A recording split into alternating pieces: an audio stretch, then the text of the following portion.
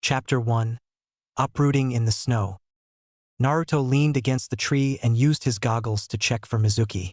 He saw Irika talking to him and inwardly smiled, then began to breathe as a strange sensation came over him. Mizuki's words flowing back to him. "I don't care what the bastard says.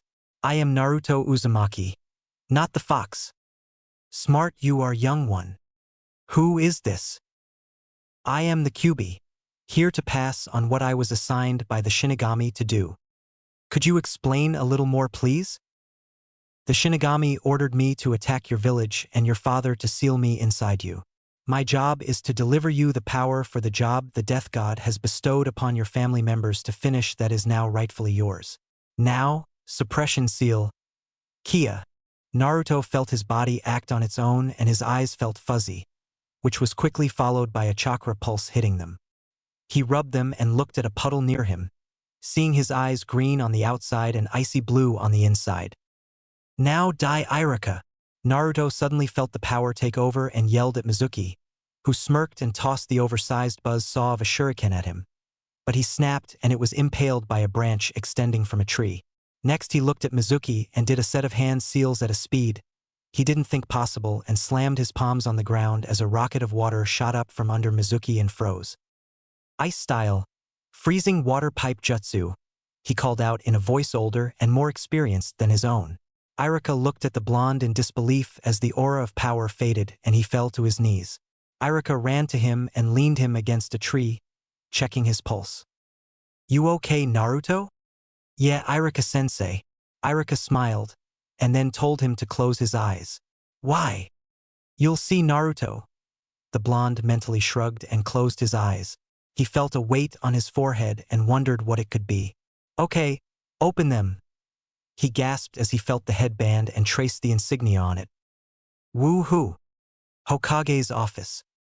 "That jutsu, it belonged to the Nidaime Hokage," yelled Kakashi, shocking the other jounin in the room.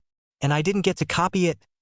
He broke down on the floor crying and sucking his thumb, making everyone else sweet drop. "Now, who wants Naruto on their team?" Hands shot into the air, but a random academy teacher spoke up. "Lord Hokage, although Naruto would have been placed on Kakashi's team since he was the dead last. We had a last-minute entry named Sai who has been ordered by you to spy on the Uchiha to check his mental stability. Remember?" "Oh yes, thank you." He tapped his fingers on the desk thinking then snapped them all of a sudden. "Someone get me Yamato and Heiate stat. And Anko if she isn't drunk." Once all the other jounin had gotten their team assignments, Yamato and Heiate stood before the Hokage, Heiate having dropped the genjutsu that made him sick. "What is it, Lord Hokage?" asked the wood-wielding jounin Yamato. He was thought to be the only one in the village able to use woodjutsu because he was infused with the first Hokage's DNA, Tsunade, the fourth's, and Naruto's DNA. Insert dramatic background music here. "I have a very special genin without a sensei or team, so I want the two of you to train him." "I mean no disrespect, my lord," said Heiate as he held his hands behind his back. "But why should this genin have two of Konoha's most skilled jonin, especially Yamato?" "Well, he is the great-great-grandson of the first and second Hokages and has awakened his Kekkei Genkai from the first and the Nidaime skill at ice-style jutsus. Yamato will train him in woodjutsu while you teach him kenjutsu." With shocked expressions they replied, "Yes, sir, Lord Hokage, sir." They blurred into black lines as they went in separate directions. Sarutobi sighed, then the door was knocked on and his former teammates and Danzo walked in. "No, now go away," he said, knowing what they came to talk about. "But Lord Hokage dash. Out. Now!" he yelled, and they left him with angry stomps. He sighed once again and cast his old gaze upon the man who was both his successor and predecessor. "Why did you waste your life on such idiots, Minato? Hey old man, I need to ask you something."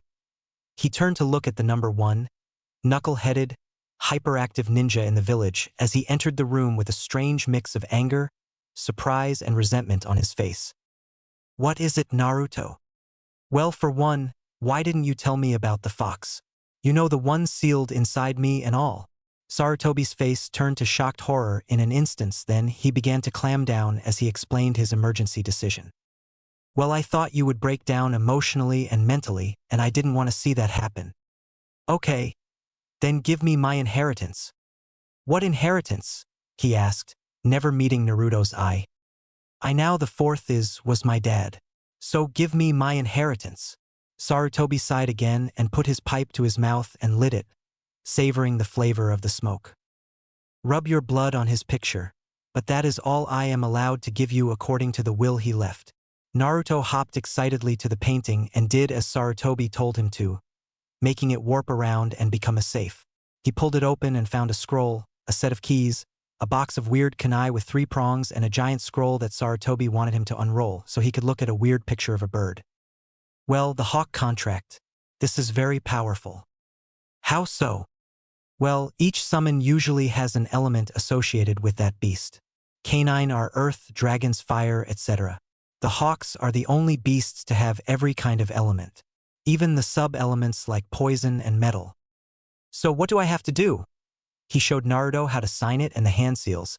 Then Naruto wrote his name and placed the fingerprints on it. He noticed some of the names were in black blood, while the only one in a red color was his own. Let's go outside of the village for this. My sensei told me the boss of a contract like Hawks could destroy Konoha easily, but you must pass a test hardly only one has managed to prevail in. If you lose, the boss kills you. Naruto realized those in black blood must have been hopefuls turned down and destroyed. Old man, who was your sensei? The Nidaime Hokage, of course. That's why I was asked to train his grand niece Tsunade. Oh yeah, the medic ninja, he said while they walked down the street. A bunch of villagers shot hate-filled glances at the young man, but Sarutobi stopped their thoughts of attack. The two reached the gates and walked about a mile out of Konoha into a huge clearing. Just do the hand signs I showed you and mold a huge amount of chakra. Naruto expelled blue energy as he did 5 hand signs quickly and hit the ground with a palm thrust. A giant spiral of smoke erupted up, and as it dissipated, a giant gray bird with rainbow eyes appeared. It had wicked-looking claws and a hooked beak, and when you looked closely, one would notice that the feathers were blade-like, and when a leaf fell on one, it was sliced to pieces. Who are you, young one? It said, leaning down to eye level with Naruto. It was about 18'6" in height. My name is Naruto Uzumaki Namikaze. The bird straightened up at the sound of the last surname and slowly looked him over. You must pass a test to be our contract holder. Naruto looked excitedly at the boss summons as a pulse of chakra expelled from its bodies. A group of ANBU guards are coming, so we'll do this quickly. You must summon one or more of my family members. He gave him the names of his family members, aka his children, and Naruto focused his chakra once more. Summoning Jutsu, Hawk Style, Royal 5. Sarutobi and the Hawk boss eyes grew huge as 5 puffs of smoke, for the size of his fist and one slightly larger than the others, sprouted from the air. They cleared to show birds in order from left to right, smallest to largest. Their colors in the same order were blue and white, flaming red and orange, brown with gray spots, black with yellow streaks, and finally, a gray one with white cloud shapes and blade feathers like his father's when the wind flew by. I'm the first and youngest brother. The water user, Suizetsumi, water death, yelled out the blue bird while striking a pose and forming water balls above his head that formed a rotating crown that turned his feathers into blades like his father's. I'm the second and fourth youngest brother. The fire wielder, Kamaru, fire star, yelled out the flaming bird while streaking a salute. Flame orbs floated around his body in a protective manner, activating his bladed feathers as well. I'm the third and middle brother, the earth wielder, IWA, rock. The middle bird struck an attack stance as gravel formed orbs around him and rotated. His feathers activated like his brother's. I'm the fourth and second oldest brother, wielder of lightning, Raizenshu, lightning flash, he said calmly while he held his wings in a guard. An orb of lightning formed over his head and sent random bolts out to activate the sharp flight, giving body cover. I am the fifth and oldest of the Royal 5, Fuisasuke, Wind Raven, and leader of the group. The final creature said as a circle of spiraling wind formed around him and began to speed up and extend. His feathers remained serrated. Why are your feathers bladed like? Asked Naruto, tilting his head to the side. My family all have the ability to turn our blades into sharp blades to help speed up our flight and use as weapons, answered the boss. His own father's grew sharper as he flapped a wing towards the trees and they flew through them. They were instantly replaced. Oh, what's you name, Boss Hawk? The giant bird laughed and he struck a pose as 10 orbs, all different colors and representing different elements, floated around him. I am the bladed bird, the master of the 10, Hishurii, Flight 0. Naruto's sweat dropped as the birds went into a series of poses. The Anbu Hishurii, reminded Sarutobi. The birds stopped and the smaller ones disappeared. You pass. Chapter 2. Prove your strength or die. Naruto walked into the classroom where the other genin were. He sat down next to Sasuke, much to Ino and Sakura's annoyance. Hey Naruto, if you let me sit there, I'll give you a kiss. No, everyone turned to him in shock and amazement. He ignored the two girls bickering and began to think about the other night. Iruka finally arrived to find Naruto doing something no one thought he would do. Talking to Sasuke Uchiha. I finally got tired of her yelling at me and hitting me and realized I only liked her because she liked you. I mean, who would actually like a pink-haired girl who yells too much? She shouldn't be a ninja period, since she's a security risk. I know what you mean, Naruto. Most likely she'll be killed on her first real mission. Naruto nodded and they would have continued had Iruka not interrupted. Okay everyone, time for team assignments. Team 1 will consist of dash. I learned some really awesome jutsu the other night as well, whispered Naruto to Sasuke. Really, like what? Wood style jutsus, part of my Kekkei Genkai, ice style and water style jutsu and the shadow clone jutsu. That one is really useful because if you train with a jutsu with a clone, when it disappears you get the knowledge and experience. It's used for scouting mostly, and can't build up muscle mass. Think you could teach me? Maybe, if you buy me all the ramen I can eat at Ichiraku. Deal. Sasuke, Naruto, quit talking. As I was saying, Team 7 will consist of Sasuke Uchiha, Sai, and Sakura Haruno. Oh, yelled Sasuke while Naruto fell out of the chair laughing. Don't put me on a team with the Banshee. Ino was laughing at the crying Sakura now. She's almost as bad as Ino. Now they were both crying. I'm sorry Sasuke, but Lord Hokage also said Naruto will eventually be co-jointed with your team once he has been trained in the arts of his Kekkei Genkai by his senseis. Naruto, you meet them at training ground 84 later. Yes sir, Iruka-sensei, he said while climbing back into his seat. Team 8 is Hinata Hyuga, Kiba Inuzuka and Shino Aburame. Team 9 is still in process, so Team 10 is Shikamaru Nara, Ino Yamanaka and Choji Akimichi. Your senseis, except for Naruto, will be here soon. Naruto stood up and began to leave, but Sasuke called out. You still have to teach me that jutsu. After you buy me all the ramen I can eat at Ichiraku, he said with a smile when Iruka turned so white the light reflected off his face. Later Naruto walked into a training ground where a man with a sickly face that coughed a lot, a man with a head protector like the Nidames, and a woman in a tan trench coat and miniskirt with purple hair and a fishnet bodysuit sat waiting for him. Are you guys my senseis? The man with the head protector nodded. I am Captain Yamato, he said. Then he motioned to the sick man. This is Heiate Geku and the woman behind me is Anko Mitarashi. The woman gave him a lecherous smile and he winked at her. Don't try your luck, kid, she said while his jacket was fluttering in the wind, showing flashes of skin. You can't handle me, lady. I'd split you in half. They began a glaring match with a bolt of lightning flying between them, until Heiate started coughing badly and a huge glob of sticky blood flew out. Naruto, I just looked at his chakra network. The 3 chakra nodes around his left lung are closing at a rapid rate. Get him to a medic. Naruto made 10 shadow clones and they grabbed the Jounin, helping him run to the hospital. He burst through the door and turned to the nurse at the desk, giving him evil looks. The chakra nodes around this man's left lung are closing rapidly. Get a Hyuga here stat. The nurse hit a button on the desk and 3 buff security guards came out to take him away. The real one grabbed Heiate and ran down the hall while his clones beat the shit out of them. Kyuubi, what are you? Naruto dashed past an elderly man while spinning and cutting his head off.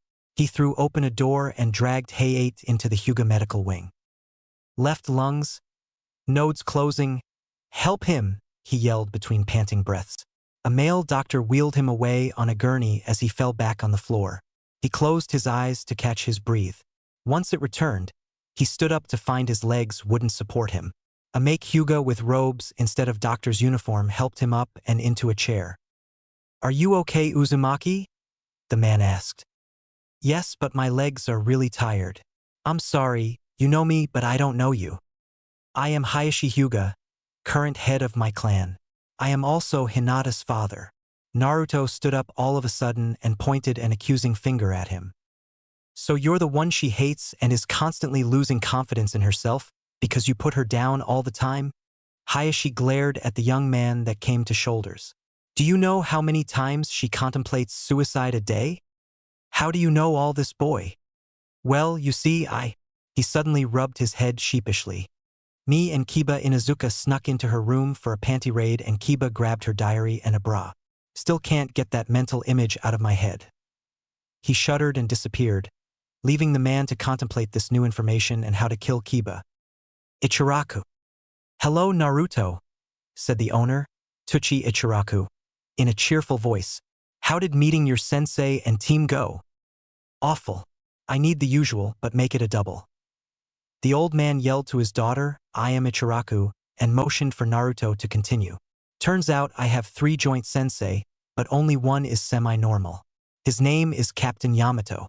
Then there's Anko Mitarashi. She tried to molest me.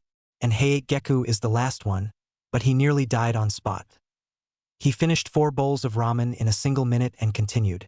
I also have no teammates. Isn't that good? I guess, but I lose the chance of getting to work with new people and such. Sasuke walked by and he called him in. You ready to pay yet? I guess. Who ate those 6 stacks of ramen? Naruto smirked evilly. That's my first half. Sasuke began to tremble as Tsuchi brought out 4 more stacks and Naruto devoured them. Pay up time, Naruto. The old man punched in hundreds of numbers in a cash register, and when Sasuke saw the price, he realized it was about 1/100th of the Uchiha treasury, which could buy a small village and outfit it with missing nin plus train the civilians in weapons and martial arts while building a protective wall and buy guard beasts and then expand to a ninja village if wanted when used fully. Mr. Uchiha will be paying. Tsuchi's eyes turned into dollar signs when Sasuke handed the money over. The next day, Naruto had gotten word that Hayate had been checked out of the hospital and was once more battle-ready, and he was to be tested in all aspects by his senseis. He walked down the street where Ichiraku was to find all the small buildings gone, Ichiraku being one of them, and a large building was being constructed in their place. He saw Ayam and walked over to her. Ayam, what's going on here? Well, father has been saving all the money you spent at our bar and using other people's money to buy supplies and such, and thanks to the kind donation of Sasuke Uchiha, we had enough to buy the other eateries and build a restaurant with 3 levels, the first for eating, the second for the kids to play, and the final for our living. Cool. I'll make sure to be your first customer, he said, then began to walk again. He reached the field from yesterday and once again his senseis were waiting. So am I going to train with all of you at once or person by person? Person by person.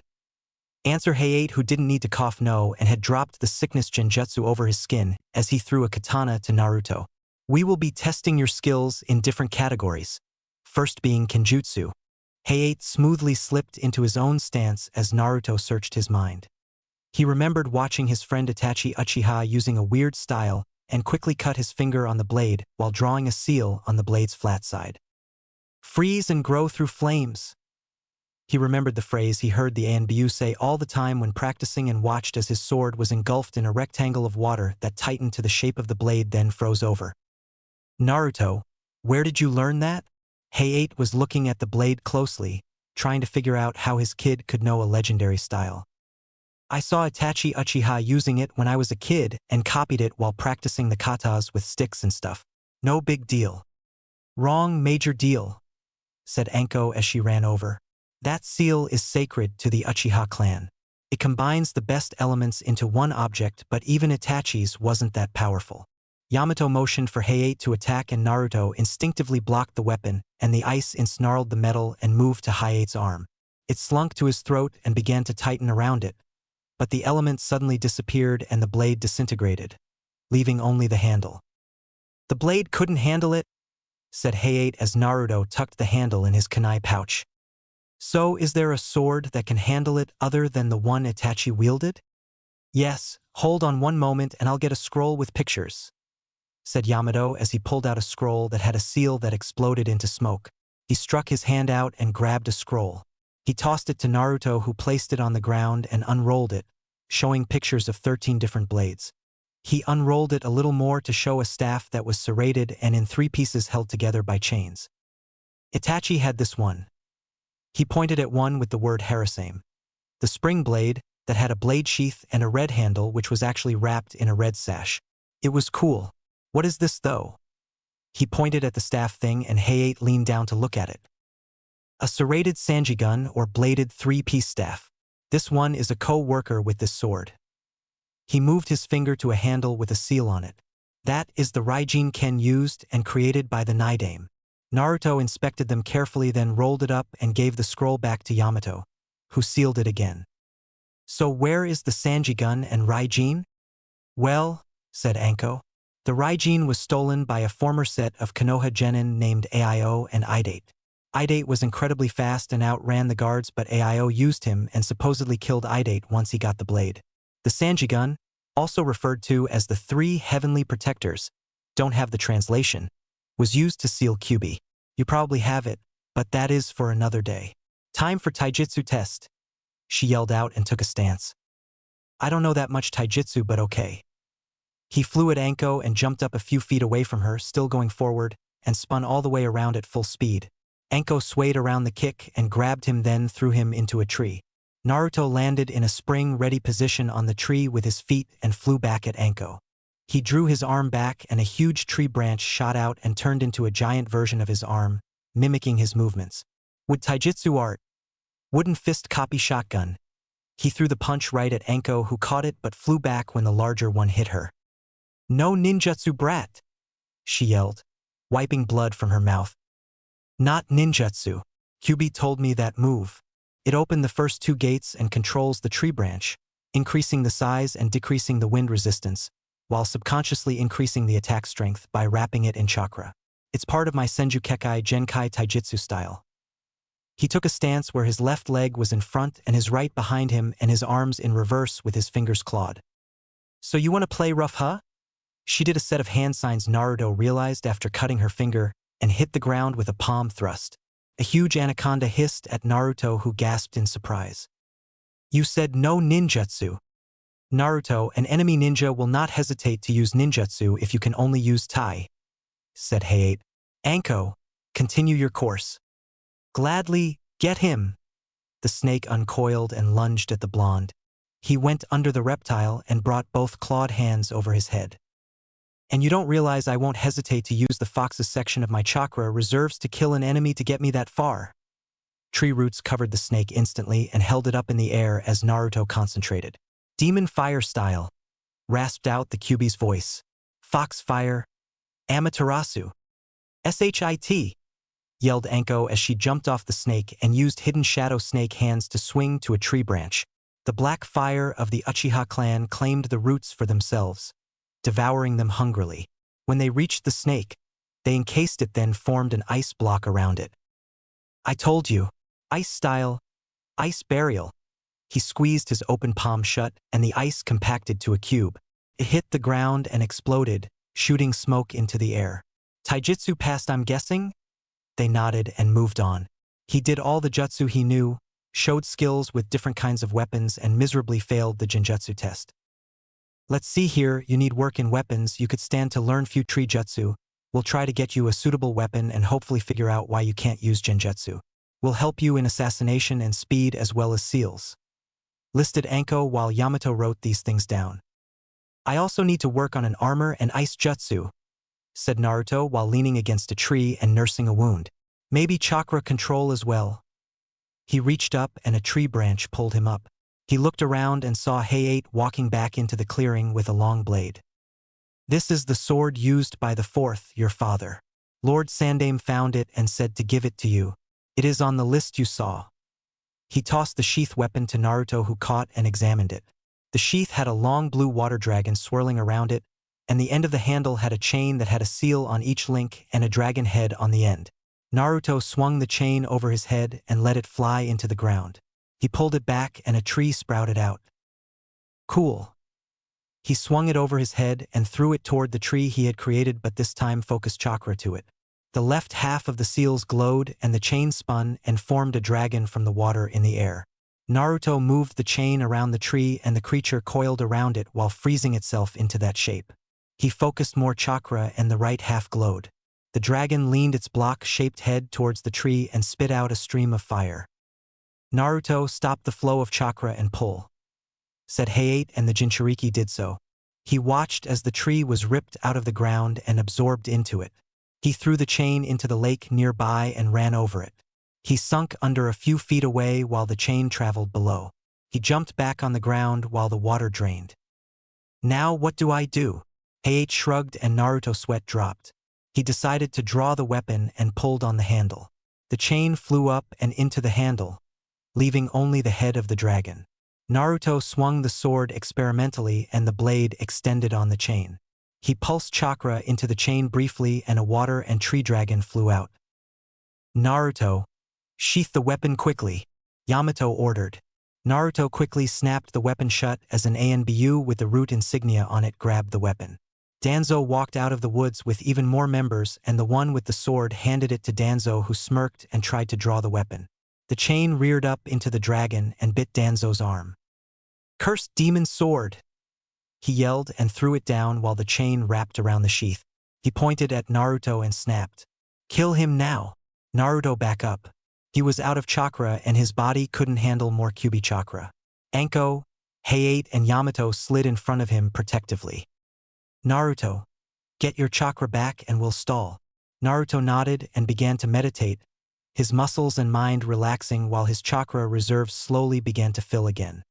He heard his senseis using their jutsus and weapons to their advantage. When he opened his eyes, he saw a few root dead and his 3 sensei surrounded. "Naruto, don't let them die because you couldn't protect them," the fox said in his head. "I'm kinda at a disadvantage here. I have no chakra, the sword is out of reach, and my body can't take any more of your chakra. What do you expect me to do? Fight back, of course." "With what exactly?" His answer came in the form of a white staff with 3 pieces of equal length held together by links of small chains and bladed ends forming in his hands. "Okay. But now what?" "Prove your strength or die." The words spiked something in Naruto. Before he knew it, the power from the forest coursed into him. He swung the weapon around himself and flew at the attacking people. He landed in the center on one knee and the blade on the piece at the top piercing through 2 ANBU into another. He pulled the weapon back and got into an attack stance. "Ignite, Korinmaru, the first heavenly protector." The end of the staff currently at the top started to burn blue flames, but the wood remained unscorched as Naruto's eyes became black and red slits. Naruto danced through the crowd of shinobi. As a loyal ANBU unit arrived, they found Naruto stabbing the last root in the head with the other end. "Come here, Danzo," he said in a blood-crazed tone while licking a little blood off his weapon. The old man backed away as Naruto pushed each end towards each other with his palm and the staff shrunk to a bracelet. He strapped the sword around his back by using the length of chain not wrapped around the sheath and continued. "Stay away from me, Kyuubi." Naruto stopped in his tracks. He felt his blood lust increase all of a sudden. He felt an aching pain in his heart as it froze and he grew angry. He felt a frenzy coming over him. "What did you just call me?" "You heard me, Kyuubi." Danzo's confidence returned and he grabbed a stray sword and jumped into the air, bringing the sword down in his only arm. As Danzo's feet touched the ground, Naruto looked up. He had stopped the blade between his middle and index finger on his left hand. Danzo pulled it back as Naruto gave in to the bloodlust. A red cloak of chakra surrounded his body in the shape of a fox with 2 tails. Naruto's fangs grew longer and his fingernails became claws. Wind circled him as he let out a crazed laugh. "Q doesn't like you. He said what to do to you." Naruto laughed as the wind down his arms and into the palm of his hand. He held the miniature cyclone orb in his hand, then tossed it up while raising his leg and kicked with his full strength at Danzo, who was too shocked to do anything. Naruto smiled and took control again when Danzo remained frozen. Bam! Bastard took the hit! Yelled Naruto as the body of the Root NBU member that had jumped in front of Danzo turned to shreds. Naruto sighed and did 5 hand signs as about 250 Root appeared. The ANBU loyal to Sarutobi began to move, but a dog-masked one stopped them. He has it under control. Summoning Jutsu, Hawk Style, Royal 5. Naruto summoned the 5 birds and began to mold chakra. He fired an orb of his chakra into each of the birds and they doubled in size. I want these guys dead 10 minutes ago. Dismiss yourselves when you're done, he said and made clones to help with his sensei. Yes sir, Lord Naruto, they called out. They flew into the air and separated as armor of their elements formed over their bodies. They flew up and ran straight towards each other. When there was no room almost between them, they dived down and touched backs, spinning into a huge whirlwind with all 5 elements. Bladed feathers charged with different elements flew around the cyclone for extra power. Sarutobi. The aged Hokage stopped channeling chakra to his Kage orb when the carnage began. Those 5 were deadly when they worked together like that. Once he thought the one-sided fight was over, he looked again. He saw Naruto approaching Danzo and he had a large bird with green feathers behind him. A single root jumped him from behind, but an energy orb of a green nature formed in the bird's beak and it fired the attack into the man, burning through his body and melting his skeleton. Poison burst, he heard Naruto say. A poison-type bird, huh? Naruto stepped up to Danzo and drew the long sword. He held it vertically in front of his face with the sharpened edge facing away from him. I keep Konoha safe every day I contain Kyuubi. I save Konoha. Now I will do it again. He switched the blade in his hand so that the sharp edge was in front of his face and brought it in a diagonal slash, cutting the body in half. Now feed by beast. He sheathed the weapon and held the sheath with his back to the corpse while the bird ate the body. Chapter 3. A new mission, Naruto's new enemy, and Spy's appearance. Could you please say that again? I said. I'm sorry to say the time has come for you to be put on Kakashi's team. I'm so sorry, Naruto, but you're senseis and you must be separated. Today is your last day together, so enjoy it. The group of sad people left the tower and decided they would return to the training ground after they went home briefly. So Naruto went home and picked out special gifts for his senseis, so they would remember him. Over here, Naruto, called Yamato from the clearing, and Naruto went over to him, hoping to enjoy the last exchange he would have with these 3 as a student. Anko was first to go. She pulled out 4 brown boxes and gave them to Naruto. Are these what I think they are, Anko-sensei? Just Anko kid, and yeah, they're the scrolls for my snake jutsu. In each box was 3 stacks of 5 scrolls each, containing the powerful jutsu within. Now for your second gift from me. She cut a spiral around her arm and ended it at the center of her palm. Then with a small blast, a blind snake with black scales hissed and coiled up around them. What is it, Anko? Why have I been susamoned? The outraged and tired-sounding snake hissed through fanged lips. I have a new candidate for you. His name is Naruto. The snake hissed and lunged at Naruto, who instinctively blocked it with a shield of ice. As the ice fell, the snake seemed to laugh. His ice eye as cold as Manda himself. Fine, I shall let him sign if the contract accepts him. The area where the stomach was inside the snake's skin constricted back and forth as something worked its way all the way up the snake to his mouth, where he spit it out to show a large green and black scroll that Anko opened for him to show her name. You know what to do, Naruto, so just do it. Naruto nodded then, stepping over to the slick paper, cut his finger and wrote his name. Once that was done, he dabbed each of his fingers with blood and pressed his hand print against it. The snake laughed again. You have been accepted into the clan of the snakes, Naruto, so count yourself lucky. With a blast, the snake and scroll disappeared. Thank you, Anko-sensei, said Naruto as he hugged her. She hugged him back, unsure of what to do. Naruto, call me Anko. Fancy I, FTFEFO Alfeti. He called out, and she realized she had pressed his face into her breasts so far his ears were touching the ends. Whoops, sorry Naruto. I forgot my own strength, she said while Hayate and Yamato mumbled something about lucky bastards. And I have 2 more gifts for you as well. From her pocket, She removed a simple black bracelet and placed it on his wrist where the white bracelet was not. What is this, Anko? Something everyone accepted into the clan of snakes receives.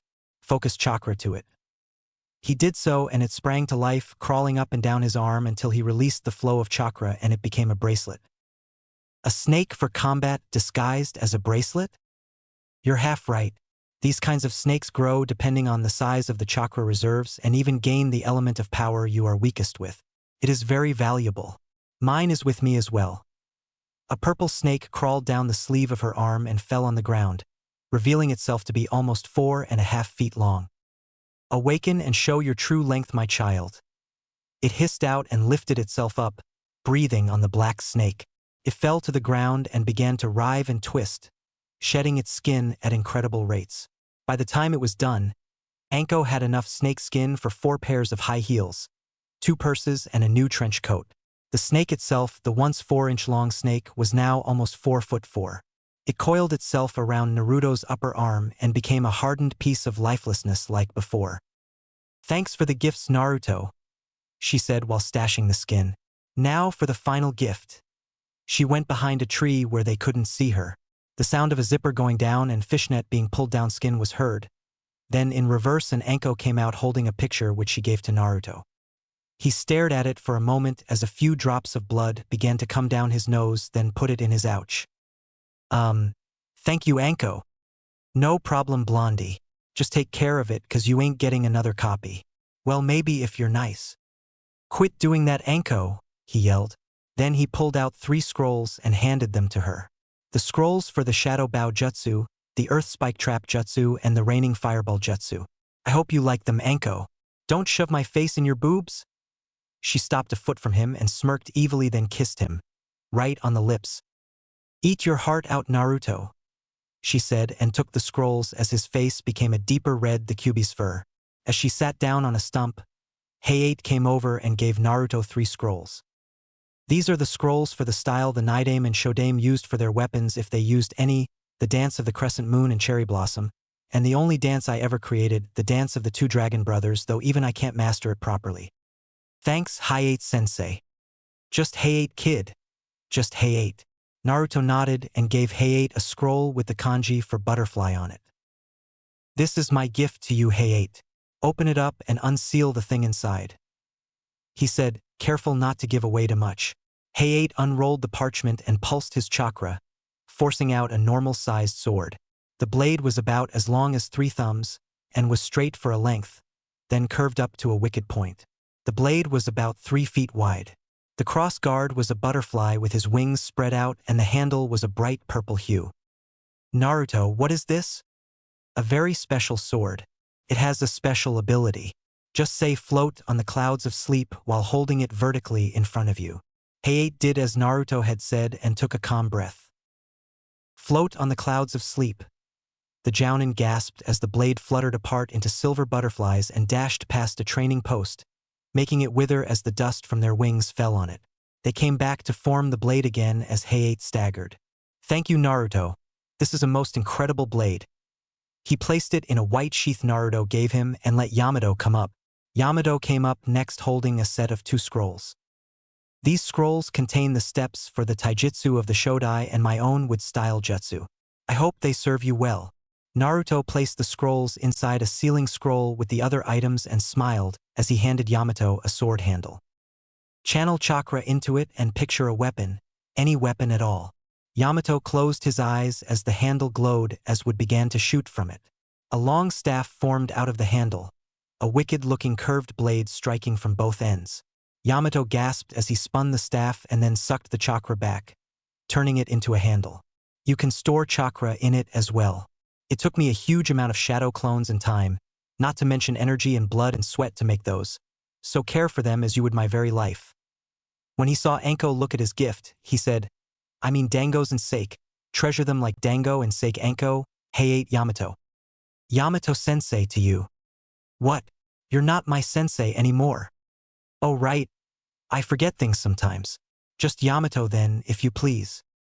Wait, one last gift from all 3 of us, said Hayate with a gleam in his eye. Are you sure? Asked Anko. Yes, if anyone can handle it, Naruto can, he said sternly. But what if there is no effect? Asked Yamato. He can handle it, okay? Let's begin. Before Naruto knew what was happening, he was laying on the ground asleep in a huge circle made of seals. The snake carried all of Naruto's belongings out and placed them next to Anko as the sealed became orange. The long blade grew bright and lifted off his back and into the air, spinning wildly as chakra strings cocooned it. The strings became orange and red slowly but steadily until the entire seal was so. As Naruto's single-pained scream echoed through the trees, the blade clattered down next to him. That is a strange blade, said Yamato as they began to clean up the blood infused with chakra that made the seal. The blade had a wooden handle that reminded them of the Raijin Ken. It was made of blood-red dyed wood with an orange square-shaped cross-guard with lines going all the way out that then curved in on itself in a counterclockwise direction, like the one on Ichigo's Bankai, for you Bleach fans out there, in a straight line. The handle, having no blade, shook and flew at his bracelet, merging with it and shrinking so it looked like a charm. AUGH, what did you guys do? Where's my long sword? We changed it, answered Hayate. You what? You changed the only thing I had to remember my dad by. Naruto, that sword belongs to you. Your father told Sarutobi to have that ritual done when he thought you were ready and we thought you were ready. The blade is matched to your best elements as well as your personality. Pour as much chakra as you want into the blade. While he was still mad, Naruto poured a huge amount of the blue energy into it, causing a blade to shoot out. It was orange with a white edge. It was 2.5 thumbs long and about 2 feet and 10.5 inches long. A blast of white flames erupted forward while rocks floated in the twisting spiral of water and wind. Okay. Decrease the flow of chakra. Naruto slowly did this. First to go was the flames, then the rocks, then water, and finally the wind. The blade turned white and sunk in length. Naruto saw this and decided to try something. He held the handle in both hands and closed his eyes. The blade shot out at a training log 50 feet away and pierced it, but Naruto immediately noticed the decline in his reserves as all the chakra usage took effect. What ritual was that you used? The ritual of the soul sword, answered Yamato. It requires 3 Jounin-level ninja to perform, and they must be close to the person it's used on. Your father actually discovered it and brought it to Konoha. Now, what do you say we go get some dangos and ramen? Ramen. Dangos. Ramen and dangos. So the group went to the recently opened Ichiraku, and as they entered, Ayam and Tucci were being bombarded with requests. Anko and Naruto pushed everyone away and leaned against the counter when they reached the counter. Hey old man Ichiraku, I need 15 bowls of miso, 20 bowls of pork, and 8 bowls of that steak ramen you had me try. Ordered Naruto until Anko nudged him. Oh, and 30 boxes of dango. For bottles of your finest sake as well. Ordered Anko with a wide smile. Every one of the other customers gathered around them to watch as Naruto and Anko devoured their food. Yamato and Hayate eventually came over to find 43 empty ramen bowls, 30 empty dango boxes, and 3 empty bottles of sake. Naruto was gulping down the last of the sake while dodging Anko's hand. Let's get him out of here before they start doing weird shit, said Hayate. This isn't weird shit? Asked a random guy next to them. You don't want to know what weird shit is, man, trust me. They grabbed their teammates and quickly pulled them out.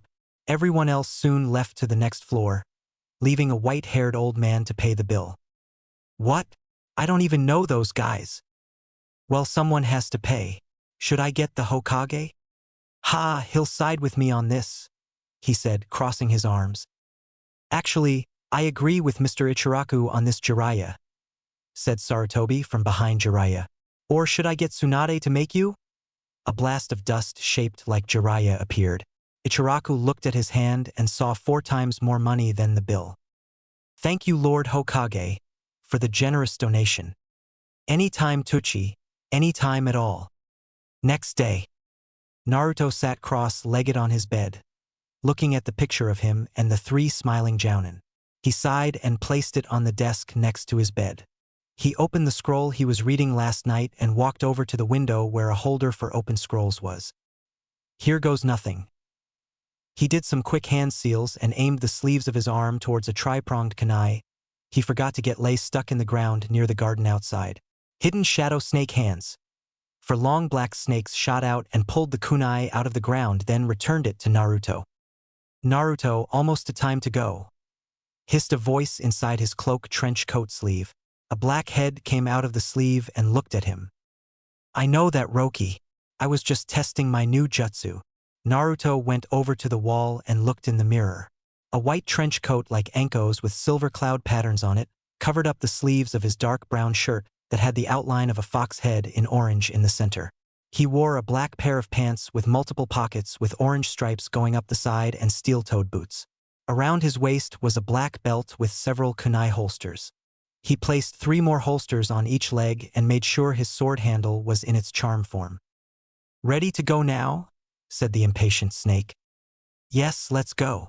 Naruto climbed up the stairs to the roof of the Namake's mansion, which the set of keys he found in the vault unlocked, and waited for an updraft.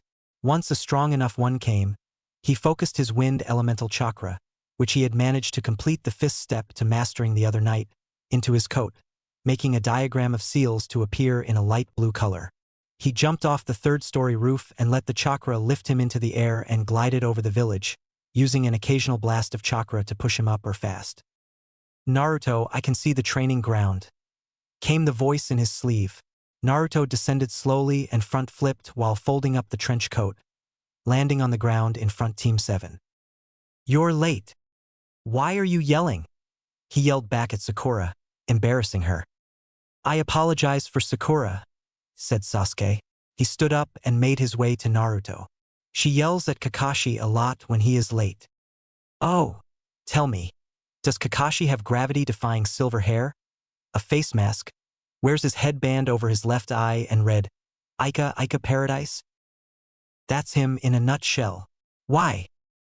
I saw him coming out of Sakura's house's side window with a black lace bra, and then some kid in green spandex with a bowl cut gave him $50. He should be here in a second, actually. I saw him peeking in the bathhouse and he got caught. Tsunade was there, so most likely dash. Bam! Ouch! Said Kakashi as he got out of the huge crater he made. That Tsunade knows how to throw a punch. She was the medic nin, taijutsu specialist and genjutsu specialist of the Sannin. Ya think? Kakashi looked at Naruto strangely until he remembered he would be getting a 4th squad member. Well, I presume you 4 know each other, so let's go get some missions. Tsuchikage Tower, Iwagakure. You are one of our best ninja. The best, in fact. That is why I am sending you on this mission, said the Tsuchikage while finishing his paperwork. What is the mission description and rank? Asked a set of glowing emerald-colored eyes from the wall shadows. You are to kill Naruto Uzumaki Namake's, son of Konoha's Yellow Flash and Bloody Blade, Minato Namake's and Kushina Uzumaki. This is the first ever SS high-priority mission to go through the village. Be careful. He's just some fresh out of the academy genin. What harm can he do? He can use the Kekkei Genkai of the Shodai Hokage and has the ice-style abilities of the Naidame Hokage. He was trained by Heiate Genko, Anko Mitarashi, and Captain Yamato, all jounins of the Leaf. With these 3 he was able to slaughter Danzo, the old war hawk. You don't have to kill him. Bring him back if you can, but kill him in things get out of hand. Yes, sir, uncle, I will, said the voice as a figure stepped out. She had a Chinese-style outfit colored jade, and when the light hit her palm, different colored specks of light floated around the room for a moment. Be careful, my little niece. You are only 15 and I don't want to lose you. She nodded with a small smile and sunk into the shadows, disappearing from the tower. The Tsuchikage sighed. My brother was a fool, he said in anger. He raised a powerful ninja, but she lost her innocence because of his harsh training. Akira, please be okay. He said the last part in a whisper as he felt the chakra of his niece leave the village. Village hidden in the leaves. Kanahagakure. Naruto snickered as the Fire Lord's wife squeezed the life out the small cat. Serves it right. He focused a little more chakra to increase his healing rate, causing steam to fizzle off the closing wounds. Now, other D-rank missions include babysitting, helping grocery shop, painting a house dash, Tora, and catching the cat again. And oh, The outburst surprised the other people of Squad 7, especially Naruto. Sai dropped the broken paintbrush on the floor. I'm tired of these stupid D-rank missions. Give us a C-rank mission. Now. Sai. I agree with Sai, said Naruto, stopping Irika in his tracks. Everyone on this team except for Sakura, who shouldn't be a ninja period, is ready for a C rank. I think they deserve it. We'll leave Sakura here and the rest of us will go on the mission. Sasuke, Sai, Kakashi, do you agree that Sakura isn't ready for a C rank and you are? Yes, they shouted in unison. Then I have to choice but to give you 3 and Naruto a C rank. You will be guarding Tazuna the bridge builder. Bring in Mr. Tazuna. The door creaked open and a man with a backpack and a bottle of sake in his hand stumbled in. These brats are supposed to protect me? The blonde one looks like he'd run at the first sight of troubles. Naruto, don't even think about it, roared Sarutobi. Tazuna looked for the blonde and eventually found him.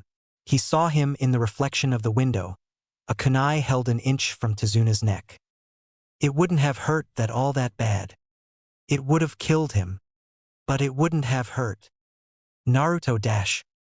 He insulted me. I killed almost 300 men in a single night with a staff and he insulted me. I was trained by 3 of Konoha's best and I don't like being called weak. I know, but you can't go around killing the client on a whim, explained Sarutobi. Naruto placed his kunai in one of the holsters and walked around Tazuna with an angry glare. If he makes me mad again, I won't hesitate to kill him. And I'm not kidding around this time. He withdrew to behind Sasuke, who began to talk him down. Okay, Sai, Sasuke, Naruto, meet me at the gate in an hour. Sakura, go train or something, said Kakashi.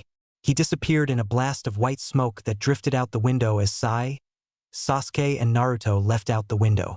Sakura, NBU had to escort the crying banshee out of the tower, cough through her out the window cough, while Irika scolded Sarutobi about giving them a C rank. Irika, I am the Hokage and I choose what missions go to whom. Do not question me. Irika visibly shrank down as the aged Hokage sat back down. Naruto's mansion. Roki, if you would, asked Naruto. The black reptile coiled down on the floor, then went into a hole near the bottom of the attic floor. With a few clicking sounds, the door opened. This is kinda cool, Naruto, said the snake as he went back up the sleeve. Naruto ignored him and unrolled a scroll, placing what he needed inside the seal inside. He also grabbed a second sword in case he lost his weapon. He ran out the door and headed towards the gate while simultaneously activating the defenses on his house. He jumped from rooftop to rooftop and landed with a bang in front of Kakashi. He smiled as he took a bite out of an apple he had stolen from a woman who used to beat him as a child. Ready to go, Sensei? Kakashi, are you okay? Kakashi had a scared/shocked look on his face as he pointed at the sword Naruto had grabbed for emergency. Do you know what that is on your back, Naruto? A halberd with an extra long grip? He nodded his head back toward the large weapon. It was like a zanbato but had a trapezoid-shaped handguard and a pole for a handle that led to a hexagon pommel with a triangle-shaped ruby in it. A second handle about 10 inches long came down from the bottom of that and ended at a small piece that seemed like it attacked to something. The blade itself was black with a red edge. No, Naruto, that is the Chikiri, the blood mist, the sword Kushina Uzumaki, Konoha's bloody blade used in combat. It's considered a legendary weapon. One of the Great 13, in fact. It has 2 more pieces that attach to the bottom grip. You mean these? He tapped the seal he had on his kunai pouch and an oval-shaded piece of metal with small spike-like pierces coming out from the 4 corners at the center, and a long blade with a 2-foot 2-inch handle with a snapping piece like the other blade and a black sword with a fierce curved tip fell in his hand. They were next to the weapon in my attic. Those are very powerful, Naruto, he said, and had Naruto seal all 3 pieces up. If you were to combine them, the amount of power it would release could level a small village block. Naruto gulped as Sai and Sasuke appeared. Before we leave, said Naruto, I brought a weapon for each of you that Lord Hokage said might work well with you. He pulled out a ring with a long blade on it and handed it to Sasuke, who flicked his wrist and caused it to become a huge shuriken with rune running the length of each blade. It's infused with fire chakra. Be careful with it. Thanks, Next, Naruto pulled out a long chain with a bludgeon on the end and handed it to Sai. An earth type mixed with poison that depletes chakra and accelerates any blood lose 3 times. Interesting, was his only reply, so Naruto moved on and gave Kakashi a glove with a lightning bolt on the back of it. What's special about this? It took me 2 months to develop. Between the threads is a piece of rubber like metal that is nigh indestructible. It can also channel lightning chakra. Kakashi's eye widened and he quickly destroyed a nearby tree. Wow, he said excitedly. So once Naruto had made 20 clones, they walked out of the village at a brisk speed. Sasuke, wait for me, yelled Sakura 5 blocks away, but she went unanswered. She stopped to catch her breath and gritted her teeth. I'll teach Naruto to say I'm not ready. She waited another 20 minutes and followed. With Team 7. The group walked along the road in serene silence. That is until Naruto and Kakashi saw a puddle in the road. Usually this isn't that much of a problem. Except it's the middle of the summer and hasn't rained in 2 weeks. Kakashi dash. I know. Wait till we get past and they reveal themselves, then slaughter them. The group walked past the puddle while not noticing the puddle. 2 ninja shot into the air and ran towards Kakashi. They wrapped a deadly-looking chain around him and sliced him to pieces. The 2 ninja rushed forward, but Sakura landed on the ground with a squeal. I finally caught up to you, Sasuke. Sasuke jumped back as the 2 ninja wrapped their chain around Sakura and chopped her to pieces. Sakura, yelled Sasuke.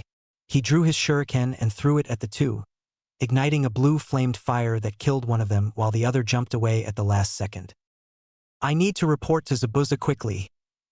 He turned to run until Kakashi slammed an arm into his throat, knocking the wind from his body. Tazuna, you have some explaining to do, he said as he turned around towards the bridge. I'm gonna talk to our friend here. Wait here. Naruto sat cross-legged on the ground with one arm on his left leg while he waited. You got any sake on you, old man? Aren't you a little young to drink? Old enough to kill, old enough to drink. And the fact the Banshee just died calls for some celebrating, mourning. She wasn't liked much, was she? Ever heard someone yell so loud 3 windows broke, just because the person they liked hit the training dummy target? Yikes. Try being the one she likes sometime, said Sasuke as Kakashi came back. Zabuza Momochi is waiting for us up ahead. Sai, seal up Sakura's remains and Naruto, have a clone take them to her parents. The orders were followed and the group started to move again, and Tazuna explained. A little while ago, a man named Gato came to Wave under the guise of a business project. What he was actually doing was beginning to take over our country. He would buy all the ports and boats. And when you're a small island like us, the shipping industry is your country's blood. He launched us into a spiral of poverty. The worst thing he did was publicly kill the man that was going to be my son-in-law. The group of ninja seemed solemn as Tazuna sighed. And if you finish your bridge, people will start returning and Gato will lose his hold. So he's trying to get rid of you. Naruto received a nodded as his answer. They continued in silence, pondering these things.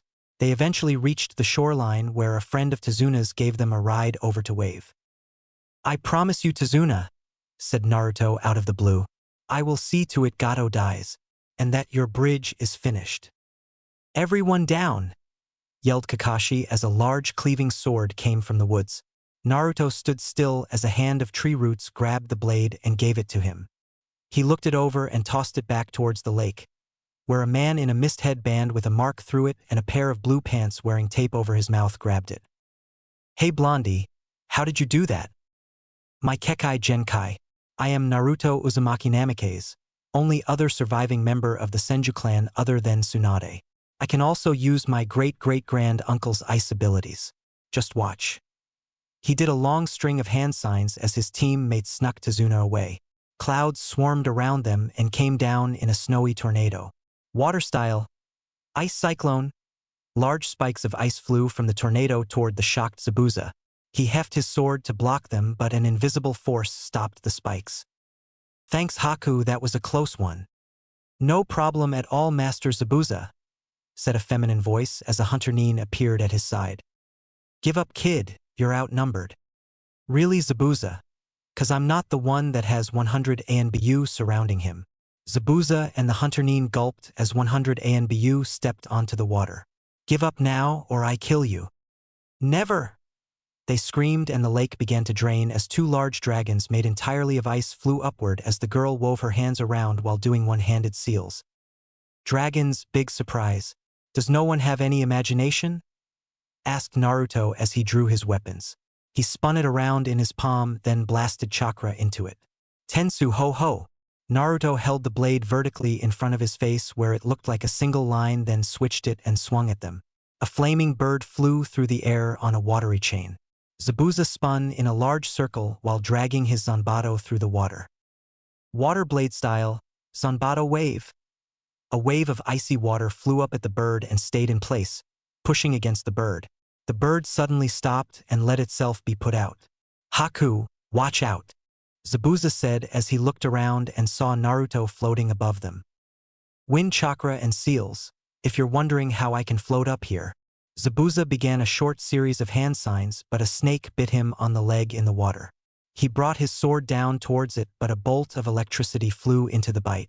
He screamed out in pain as the snake retreated beneath the surface. He growled as Naruto began to laugh. What's so funny, brat? My pet, Roki. That was him. He can manipulate electricity. It's his special ability. I'm laughing thought because he was aiming for your ass. Zabuza paled at that image and shook his head, breaking apart mental cobwebs. Come down and fight like a man. Master Zabuza, those are fakes, said Haku. She pointed at the Ambu. Release! The ANBU became the annoying blonde brat as Zabuza had named him as the henge disappeared. Surprise! They yelled out in unison. Copies of the snake slithered down their arms and into the water and began to circle Zabuza and Haku, making a small whirlpool. Zabuza and Haku made their chakra go in the opposite direction of the whirlpool until bolts of lightning hit their feet and made them sink in. They floated for a second, then a snake bit into them. More snakes started to swarm around them. Water style. Water cyclone jutsu, thought Zabuza as he finished his hand signs. The snakes were blown back as well as the clones as a cyclone carried Zabuza in the air with Haku waiting patiently in the water, a sphere of ice protecting her. Not bad, kid. Tell me, how did you get so much power? I'm the Jinchuriki of the Kyuubi no Kitsune and holder of the Shodame and Nidame spirits. I usually wouldn't tell you this, but you're gonna die anyways, so it doesn't matter. He dropped the flow of chakra in his blade so only the blade remained and leaned it on his shoulder. You sure are confident. Well, I have a secret weapon. And what is that? Ask the guy behind you. Zabuza gulped and turned around. Standing in front of him was the Nidame Hokage. Is this some kind of trick? Barked Zabuza. No, I am the Nidame. I have taken over the body of a shadow clone. Now die, you scum. He assumed a taijutsu stance and flew forward over the water as if it was a part of him. He struck out at Zabuza, but Haku took the hit. Her arm exploded to show a seal similar to Naruto's on her shoulder. Zabuza grabbed Haku and ran as the blood fell. She is a Jinchuriki, he said in surprise. She is the container for the seven-tailed dragon. His name is Hyoryu and is not considered a bijou. He was considered, but the Kaku beat him out for the spot. We lost track on him a few years back. That girl must have had him sealed into her somehow, said Kyuubi in Naruto's mind as the clone the Nidame had possessed exploded. Naruto grunted and walked to the shore where he immediately attached his sword to his bracelet and fell face first on the ground. X and X and X and X and X and X and X and X and X and X and X and X and X and X and X and X and X. Will he be okay? Yes, but he won't be up for another day or two. I can't believe he fought of Zabuza by himself. He really is strong. He did learn a Jounin level jutsu in 3 hours. Naruto listened to the ongoing conversation of Kakashi and Sasuke outside his door as he placed his clothes on. He finished by placing his coat on where Roki climbed in. Tired, Roki? That's a stupid question. Do you know how fast I had to swim while at the same time making electricity? That ain't easy. Wake me up in a few hours, okay? Okay. Get some rest. Naruto shut off the link he and his snake partner shared. He then opened the door to the shock of his team and walked downstairs. Naruto, wait, you aren't healthy enough dash, began Kakashi, but Naruto cut him off. I heal a lot faster than most ninja. I think the old man said it was 175.8% higher than the average person. Naruto sat down on a chair to eat some food. Well then, we're doing the tree walking exercise right now, so dash again. Naruto cut him off. I mastered that and kunai spinning. I can't do water walking though for some reason yet though. Go figure on that one. Naruto said through bites of food. Could you help me with that? Yeah, sure, no problem. And teach me some low-level lightning-style jutsu? I have trouble with lightning chakra while I have a high affinity to the other four. I can't actually teach them to you, but I can give you the scrolls and hand signs. And can't you teach me? The civilian council said I wasn't supposed to dash. Kakashi, civilian council, not ninja council. They have no say in the matter. And so the day went by, leaving Sai and Sasuke to train and Naruto to heal. The next day, Naruto sat on the bridge watching Tazuna argue with a man who wanted to quit. I can't believe that dumbass, yelled Tazuna as the man left. You know, I can whip up 1,000 clones to help. They can use fire-style jutsus to melt the metal into place and can use absolute control over wood, shortening it or lengthening it at will. Could you really do that? Just watch me. Multi-shadow clone jutsu.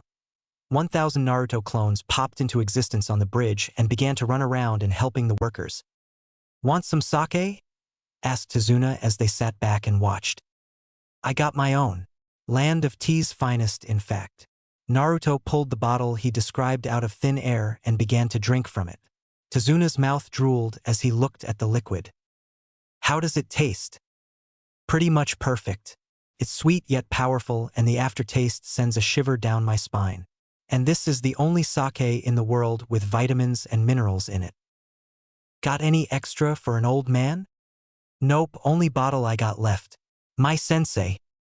He trailed off and the smile he wore slowly disappeared.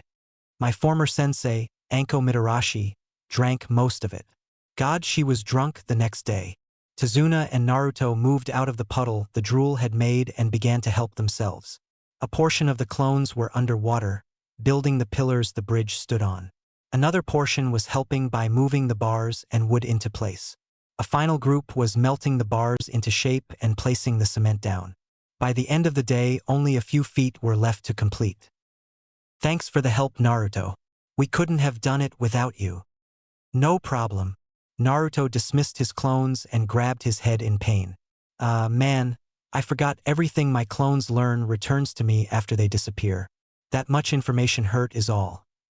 The workers all left to go as dark clouds formed overhead. Hold on, brat. Naruto restrained his instincts, which kept yelling, if he calls me brat again, I'll kill him, as Tazuna stood on a box. Okay, everyone.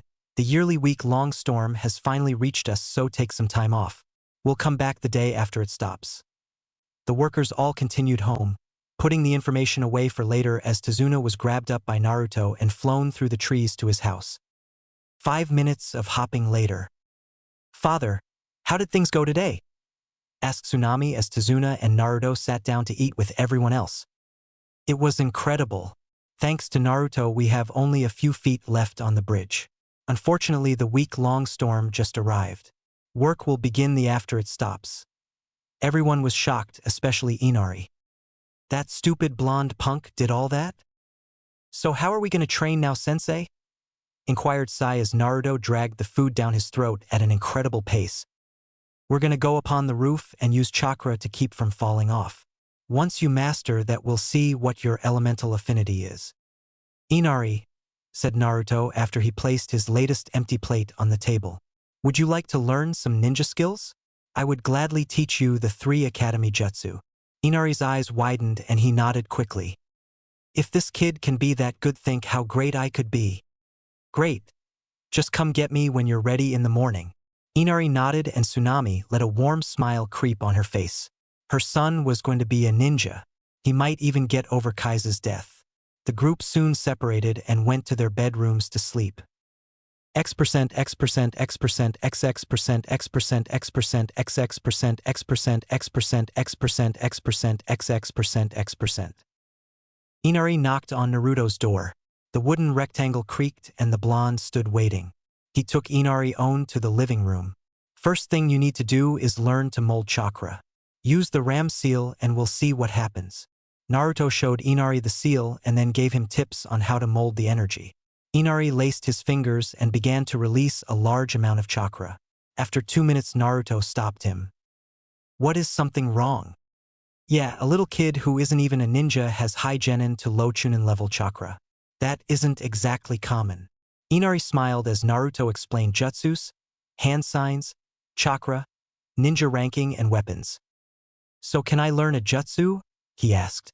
Naruto tapped his chin and nodded. I'll teach you how to do the clone jutsu. Is that the one you used to help Grandpa? If I learn that, I'll show them I am better than this punk. No, that's the shadow clone jutsu. It makes solid clones. The clone jutsu makes illusion copies, not real one. Shadow clone is a jounin level technique. So Naruto showed Inari the clone hand signs and how to make one. Go ahead and try. Clone jutsu. 20 clones of Inari filled up the room. Very impressive, Inari. Not even Sasuke could do that many. Naruto then moved on to the transformation technique. Could you show me this one? Well, I do have one technique. Naruto made the hand sign and whispered the name of his technique. In a blast of smoke, a wet and naked girl appeared. She had huge boobs and 2 blonde pigtails. The only thing covering her private areas was 2 thinning lines of smoke. Inari backed away as she sat down on his lap, right as Tsunami came down the steps. Inari, who is this woman? I'm the hooker he ordered. He said his mom needed some fun. She said with a twinkle in her eyes and stood up, showing everything to Tsunami, who rocketed up the stairs with a blast of blood. The girl became a laughing Naruto who was rolling on the floor. That wasn't very nice, Naruto.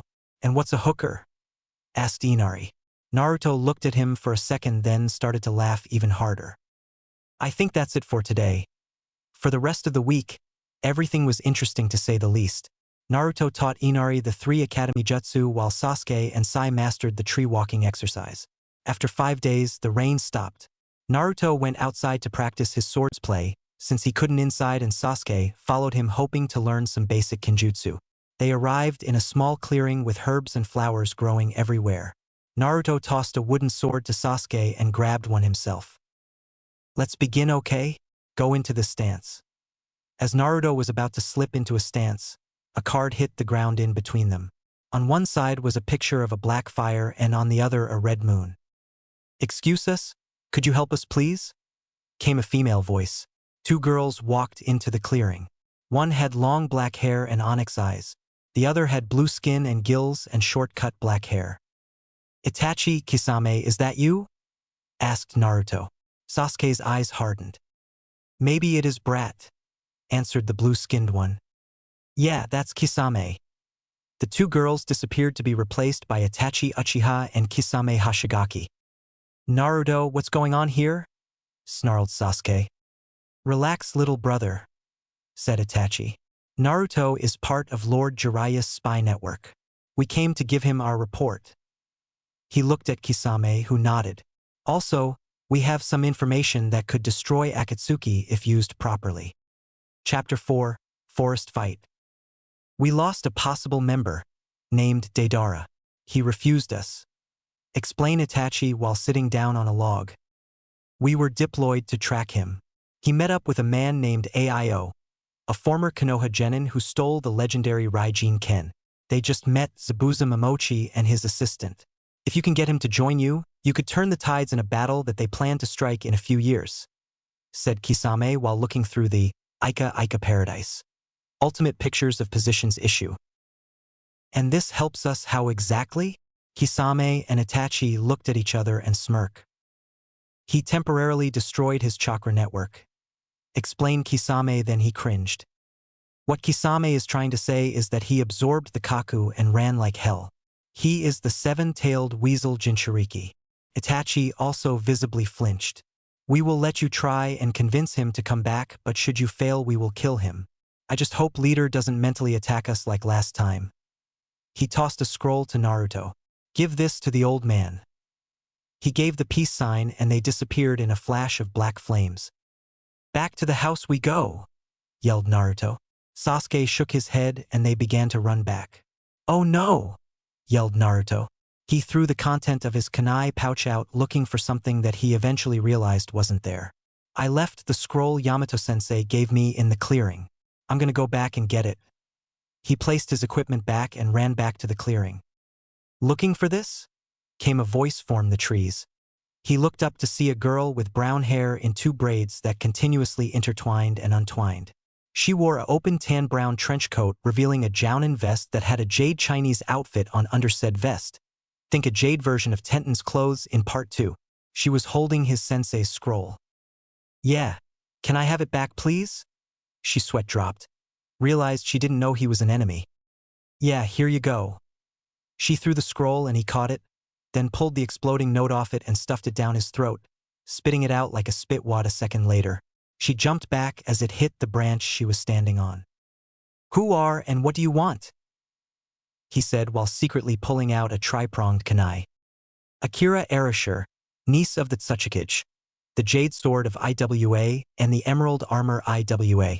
The reason I am here is because I was assigned to kill you. As she spoke the last sentence, she snapped her fingers and a large wall of mud formed in front of her as the kunai shadow clone jutsu that was heading her way nearly hit her. She let it crumble only to receive multiple punches. You shouldn't have let the kunais get so close. I could have killed you there and then, he said as he twirled the kunai and threw it at her. She caught it and gasped as the second and third prongs stabbed her and a fist landed in her stomach following a yellow flash of light. She growled and threw her trench coat on the ground, leaving a huge crater. I didn't think a genin could hurt me, but we'll see what happens now. She flashed through hand signs and clapped. She pulled her hands apart slowly to show a sword made entirely of jade. That I'm serious. She flew forward so fast Naruto was thrown back from the force of the first stab. He kicked her off him as he flew back. Good thing I sealed my cloak up before I got here. Naruto, careful with her. I saw a large amount of jade fragments embedded in her arm and hands, so she must use them for jutsu, said the Nidame as Naruto activated his newly named eyes, the core Habushi, or the Ice Leaf Eye. I know a technique that might work against her if enough chakra is used, said the Shodai as Akira prepared a second strike. Then take over and do it. Naruto felt his control leave and landed in the Shodame's chair as a portal broadcasted the events through his eyes. Tree Taijutsu style, 1,000 tree blades, he called out as thousands of roots and trees sprung up, restoring the clearing to its original beauty. 2 large arms made of wood holding 2 different types of swords, one a long sword the other a short sword, sprout behind him. The gravity seals covering Naruto's body glowed gold and exploded, leaving the marks but no power in them. He disappeared as hundreds of tri-pronged kunai surrounded Akira. She finished the hand signs she had been doing as Naruto began. He traveled over the kunai, delivering attacks the swords would then increase until 1,000 wounds were delivered. Not bad, Akira said from the ground, until her skin shattered and became emerald armor. But not good enough. Emerald armor? Yelled Naruto as he regained control. If I'm not careful, I may have to use one of those jutsu. My Kekkei Genkai actually, granted unto me by the Kaku before it disappeared. I have complete control over all minerals. Which reminds me, she did 4 fast hand signs, emerald cocoon jutsu. Thousands of multiple colored minerals shot into the air and formed around Naruto into a 6-sided chamber. Naruto sighed and began a long and tedious line of hand signs as the chamber slowly closed around him. Elemental infusing style, earth elemental chakra flow, fluctuate. As Naruto called out his jutsu's name, a large brown orb of chakra floating inside the center of his chakra network. It spun between 2 equally large orbs of gray and blue while small orbs of yellow and red soared overhead. The brown orb suddenly spread out, flowing through the chakra network and skin, increasing skin texture and muscles. No one can survive this attack. Emerald Spike Funeral? Called out Akira as more emeralds floated up outside the casket and flew into it, making larger spikes form that sunk into the casket and shot into Naruto. She snapped and the minerals all disbanded, flying to her as she turned and began to walk away. SS high priority indeed, uncle. Not even worth my time. You turning tail and running like a coward? Has the jade blade dulled at the prospect of fighting a superior opponent? Akira stopped in her tracks and growled as the minerals formed over her other arm and her nodachi made of jade, turning it into a zanbato and making a medium-sized shield on her arm. So you managed to survive my jutsu after a dash she never finished. As she turned to face him, she saw not Naruto but a demon child holding a blade of wood and rock attached to a sanjigun. What the hell? I didn't think anyone could force me to use one of these jutsu, but you did. You are so powerful I must activate a forbidden jutsu taught to me by none other than the Kyuubi no Kitsune. Hanyu mode. Earth style. Level 1. Akira felt her courage began to leave her as she looked upon this monstrosity. Instead of skin, a gray rock-like substance covered Naruto, showing large muscles beneath. Think the way Hato looked at the end of the second movie. A barbed tail fell behind him and his hair had become more spiky and longer, as well as a dark red color that made him look even more menacing. Large claws fell from his fingertips and 2 wolf heads made of gold rested, one on each shoulder, with closed eyes and menacing fangs. A wooden insignia of the Senju clan covered his chest, and his sword stuck out from the end of the sanjigun. You are a demon, she yelled and forced half her chakra out, a reserve that was almost as large as Naruto's human reserves. Half of the reserves is multiplied by 2 and turned into earth chakra or whatever element he is in, while the other half, well third at this point, is for other elements and normal jutsu in Hanyu mode, to her armor and weapons. She formed hundreds more swords around her and stumbled through hand signs, having to start over several times. Once she finished a full 5 minutes later, she named her technique. Jewel style.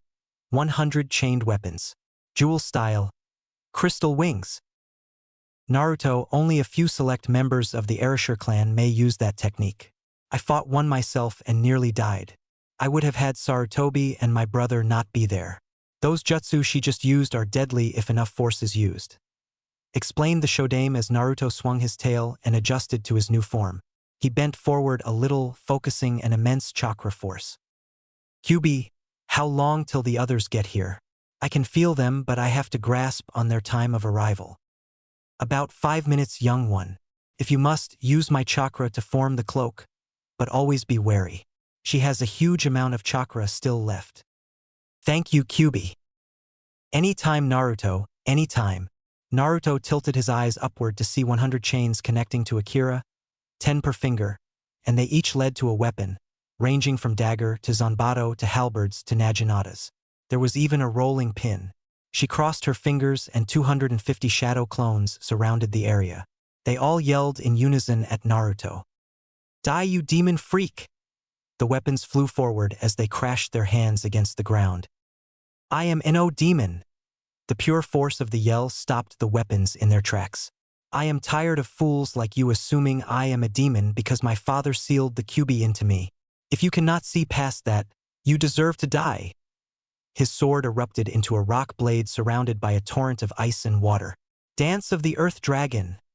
He yelled and began to swing his weapon around.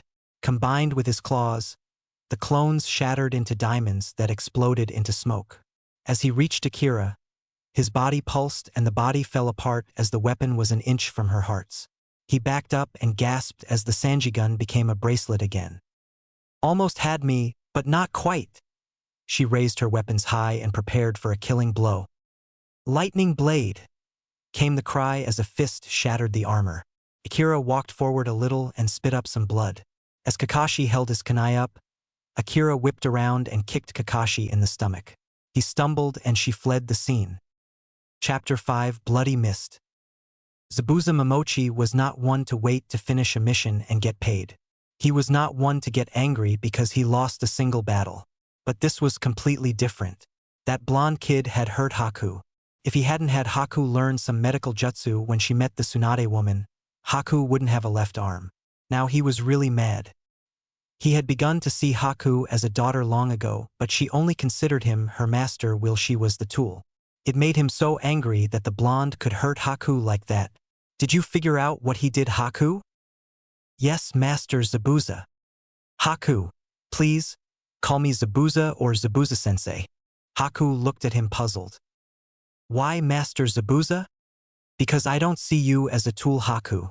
I stopped seeing you like that long ago. Haku looked downcast as he said this. A single tear went down her face, but Zabuza wiped it away. "Please don't cry," he said, showing compassion for the first time in a long time. "Why, Master Zabuza? Am I not good enough to serve you?" she asked, more tears welling up. "No, Haku, that's not it at all. I refuse to see you as a tool. I see you more as a daughter." She looked up in surprise. "You mean Dash? From this moment on, when you tell someone your name, tell them you're Haku Momochi, and if they mess with you, they mess with me," he said. He widened his eyes as he felt two slender arms wrap around his chest. A wet substance drifted down it as Haku let her tears fall. "Thank you. Thank you so much, father," she said. Zabuza smiled as his eyes softened and he began to stroke her hair. "It's gonna be okay, Haku." He looked out the window as the rain ceased. "Why don't you go pick some herbs? I know that relaxes you." She sniffled and smiled at him. "Thank you, father." Then she looked at him with an evil grin. "So since you're my father, can I have some money?" "Go pick your herbs," he laughed. She smiled and went into her room. She came out 30 minutes later with her hair done, her clothes smoothed out and a basket on her arm. "I'll be back soon," she said in a sing-song voice. She skipped out the door, singing some random song. "I chime in, haven't you people ever heard of closing the goddamn door?" "No," she sang. Zabuza's sweat dropped and began to sharpen his sword. "What a weird girl." "I'll meet you back at Tezuna's house, Kakashi-sensei. I just need to rest here for a sec," said Naruto. Kakashi nodded and left Naruto lying on the ground. He yawned and threw his arms behind him. He closed his eyes and fell asleep without realizing it. Haku walked into the clearing where she knew herbs grew and saw the blonde kid that hurt her and Zabuza. She drew a senbon and walked over to him. As she reached down, she hesitated. She put the senbon away and tapped him in the nose. "You'll catch your death out here," she said. The blonde opened his eyes to look at Haku. "Hey, who are you?" "I'm Haku. Why do you ask?" "Not many girls as sexy as you just come out alone in the forest is all," he said, still half asleep. He suddenly realized what he had said and flew backwards from her. "What I meant is, you see, what happened is dash." He stopped when he realized she was laughing. "It's okay, Naruto. How do you know my name?" She froze. She had just possibly given away her identity. "You just look like a Naruto," she said. He looked at himself then smiled. "I guess I do. What are you doing out here, Haku?" "I came to pick some herbs. It relaxes me. What about you?" He hesitated. She observed. "Some old friends came by and I was talking to them. I dropped a scroll when I was leaving though, and I went back to get it when I was attacked by this other ninja. I fell asleep when I only meant to spend a few minutes catching my breath." He struggled to get up. "Would you like some help with your herb picking?" "Why, thank you, I very much would." So the two picked herbs for a little while until Naruto popped a strange question. "Haku, do you have a boyfriend?" Haku was taken off guard, but she recovered quickly. She laughed, hoping to make her lie convincible. "Naruto, I'm a boy," she said. "No, you're a girl." She glared at him. "How would you possibly know that, Naruto? Your kimono came open a second ago." For the first time, she noticed he was looking her right in the eye. She also felt a slight breeze on her chest. She quickly smiled evil and walked over to him. She got close to him and ran her palm down his cheek. "Like what you see, handsome?" She winked at him and he fell over. She looked at him for a second, then burst out laughing, rolling on the ground. When she finally stopped laughing, she closed her kimono and woke Naruto up with a slap to the head. "Are you okay?" "You're worse than one of my senseis," he yelled. Then a few drops of blood began to run down his nose, but he quickly wiped them away. "How many senseis have you had, Naruto?" she said. "And you were right, I am a girl." "I knew it," he cheered. Then he grew sad, as if the question made him remember something terrible. "I had 3 before the one I have now. 2 of them were guys and 1 a girl. The 2 guys were named Yamato and Hayate. They were like older brothers to me. Well, Yamato was, but Hayate was more of a father figure. The girl was Anko Mitarashi. She was really hot and really bold. You remind me of her." When we were forced to separate, she actually gave me a naked picture of herself to make me remember her." He laughed and smiled as the memories came back. Then they disappeared as fast as they came. "What's wrong, Naruto?" He stood up and walked to her. He grabbed her hand and kissed it. "I have to go, Haku, but it was nice to meet you." He tilted his head to the side and an evil smile covered his face. "Are you blushing?" Haku slowly put a hand on her cheek and felt the heat. He laughed at her and she humphed at his laugh. He leaned in and kissed her on the lips very lightly, but she had to resist the urge to deepen it. "I'll see you when Zabuza comes to the bridge, Haku," he called back as he leapt away. She put her hand on the cheek and stayed in that spot till Zabuza came looking for her. The next day, "Kakashi-sensei, shouldn't we wake Naruto?" "Don't worry, Sasuke. Naruto needs to regenerate his chakra. He'll join us soon," answered the Jounin as he fitted his gloves Naruto gave him on. He then wiped some blood on a kunai, threw it towards the ground and pulled out a scroll. He made some hand seals with the scroll inside them and slammed it on the ground. Long twisting lines of seals ripped out of the scroll and into the earth. A second later, 8 nin dogs stood waiting for Kakashi. "Tazuna, get on the bulldog and let's get going." "Sure, as long as the bridge gets finished faster," said Tazuna. He was a little more than worried since Kakashi had told them the night before Zabuza would attack today. He climbed on a large brown dog that leapt into the trees, followed by the other dogs. The ninja quickly reached the edge of the forest and came upon a mist-covered bridge with the workers laying in a neat line with senbon in them. "We have the advantage here. He hasn't seen our attacks, but we know all of his," said Kakashi as he had his dogs burrow underground. They walked onto the bridge and waited. "Sharingan Kakashi, I finally get to fight you," said a voice from the fog. The mist around them disappeared, showing 8 Zabuza clones. Sasuke used his speed to dispatch them and land in the same spot, looking like he hadn't even moved. "Looks like you have a match for speed, Haku," said Zabuza as the mist cleared to show him and the hunter Nin. 2 teenagers, both guys, one with green hair, the other with blonde, stood next to him. "Where is Naruto?" asked the hunter Nin. Haku instantly cursed herself for revealing she knew him. Zabuza looked down at her in surprise. "Haku, what aren't you telling me?" "No time, must attack now." She rushed at Sasuke with a senbon, who parried with a kunai. They struggled for a moment. "You are at a disadvantage here."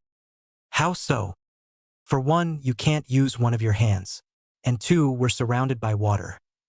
She began to do one-handed seals with her free hand. Ice style, 1,000 needles of death.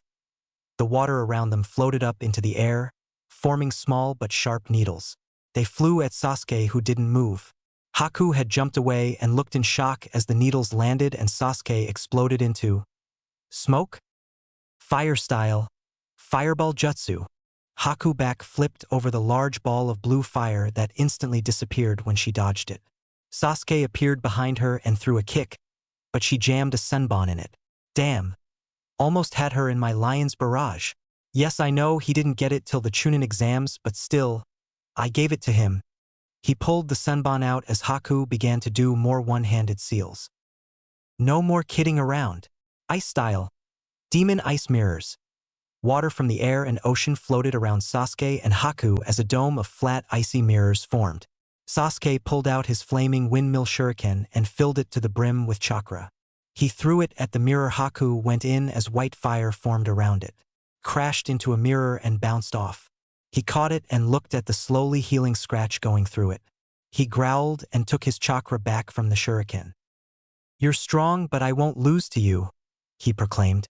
He flashed through some hand signs and held his hand in for not his lips. "Please forgive me, Naruto." Fire style, dragon flame bombs. A huge blast of chakra fired through the top mirror and into the sky, coiling around itself. It came back down to be met with a wolf made entirely of ice. He cancelled the flow of chakra when it appeared, causing the dragon to explode. Tazuna's house. "They're coming this way," yelled Naruto as he finished butting his clothes on. He felt the rest of his shadow clones dismiss themselves as he ran downstairs to see Tsunami and Inari calmly eating breakfast. "Hurry! Gado's men are coming." Inari stood up and grabbed his mother, dragging her upstairs. Naruto waited patiently for the two men. Outside, Gado's two personal samurai opened the door to see our hero. "Here, brat, where's Tsunami?" asked the one with tattoos all over his arms. "She's far away from here," calmly said Inari as he walked down the stairs. "No problem. We'll take the kid instead," said the other samurai. Naruto nodded at Inari and he crossed his hands in a ram sign. Clone Jutsu. The room was filled with Inari clones in an instant. They surrounded the guys in a large circle while Naruto sat back and watched. The clones began to run in a large circle, then they stopped again and crossed their fingers. "Forbidden Uzumaki Namikaze's technique," he yelled. The samurai drew their swords and ran towards the door, but they were stopped by sexy jutsu. They rocketed around the room in a blast of blood as naked women with only smoke covering their privates appeared and winked at them. "Not bad runt," said Naruto as he ruffled the real Inari's hair. "That bluff about the forbidden style was smart." "Naruto, I was scared. Are you mad at me?" "No, of course not. Being a ninja means you have to do things that may be scary so you can help other people. There's nothing wrong with it." He smiled down at Inari and gave him a kunai. "Protect your mom while I'm gone." He then ran out of the house and skated over the water of the nearby lake with his chakra. He reached a waterfall after a few minutes and smiled as an idea hit him. He jumped off the steep drop into a spiral as his jacket started to glow. In a blast of white light and sizzling air, Naruto soared off, wind and forced flames shooting him through the air. The bridge. Kakashi dodged two sword strokes, one from Zabuza and the second from the newly named Aio, the green-haired teen. "Aio, stay out of this," barked Zabuza as he dodged a kunai slash. "This is my fight too, Zabuza. Besides, my sword is stronger than yours." He held the Raijin up for them to behold, but Zabuza hit it and it flew into a crane. Aio went to retrieve it as Kakashi made a mad dash to the dome. Zabuza blocked him by throwing the sword. "Give up, Kakashi. You can't win." "You seem to be forgetting something, Zabuza." Kakashi raised his hand high in the air and let the mist spin around him as a bolt of thunder built in his outstretched index and middle finger. "I haven't even finished warming up yet." He whipped the glove out and a bang followed as a huge crescent of thunder ripped apart the cemented hit. Lightning style, Thunder Crescent Jutsu. Water style, Freezing Water Shield Jutsu. Water from the air, the water from the clones and additional water from the ocean formed into a shield that froze into a 4-foot-long and 6-foot-wide block. As the attack hit it, Zabuza flooded his jutsu with water and chakra. He had the ice to his nose when he stopped. The crescent kept going and going as it destroyed the ice. It grew closer and closer to Zabuza until the ice was shattered. The jutsu flew at him and stopped an inch from his face as a blade of yellow energy blocked it. "Move, you eyebrowless freak." Zabuza grabbed his sword and flew backwards. In the mirrors, Sasuke was covered in senbon. He dodged another barrage and focused his chakra like Naruto taught him. He then expelled the chakra out through all his pores as once, expelling the weapons. They stuck in the mirrors with a twang and stopped another attack.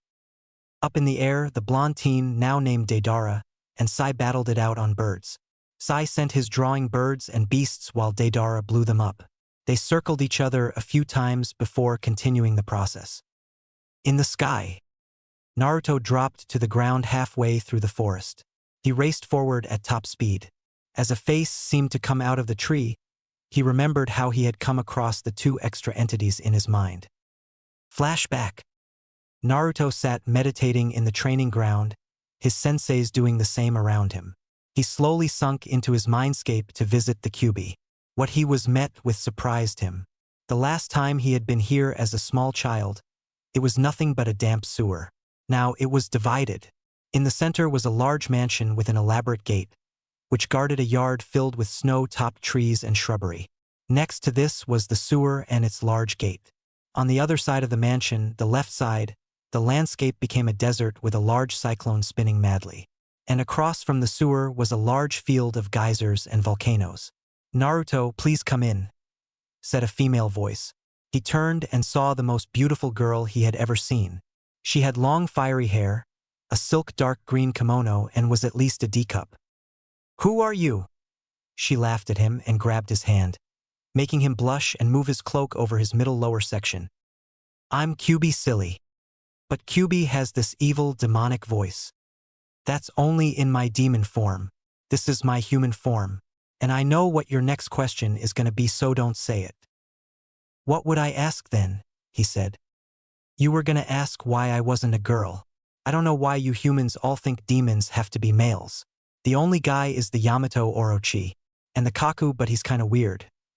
She pulled him inside the mansion where he had the shock of his life. He began to bow, low and formal. What are you doing?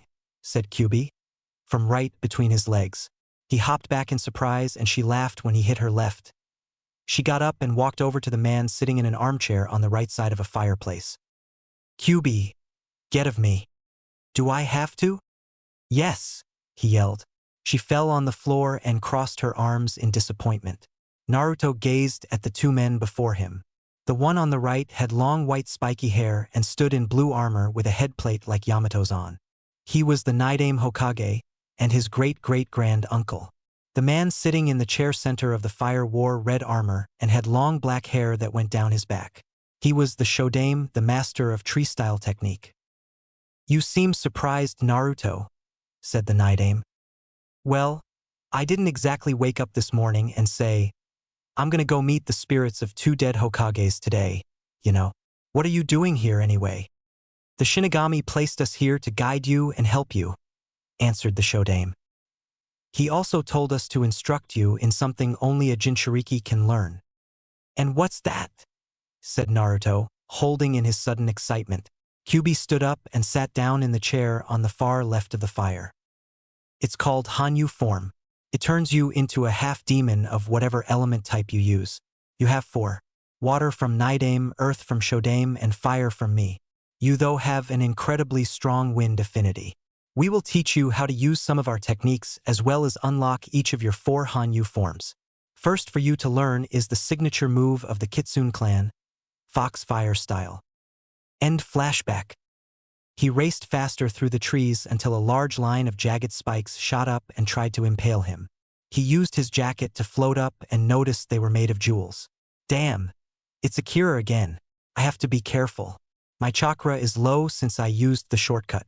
Hanyu mode is too risky to use now. Guess I'm going with Foxfire. I know you're there, Akira, so come out. The young woman came out of her hiding spot. She had discarded her trench coat and stood poised for combat. Twin nodachis, one of emerald and one of diamond, held in her hands. That was a powerful move you fought me with the other day, Uzumaki. It inspired me to make my first original jutsu. And those swords are it, I presume? No, these are just the medium. This is my technique. She held both swords in a reverse grip and lifted her arms up into the air while spreading them as far as possible. She rammed both blade tips into the shoulder closest to either tip. They slowly sank into her torso. As they disappeared, the fragments in her hands started to twine into each other. They spread over her body, making her into a sickeningly beautiful creature. Her face stayed where it was but seemed to become more beautiful. Her body became replaced with that of a lion, with hairs made of jewels, battle scars decorating its flesh. The final feature was the long eagle wings coming from her shoulder blades. The jade feathers were dirty and ripped in places. You turned yourself into that creature? Rage boiled in Naruto.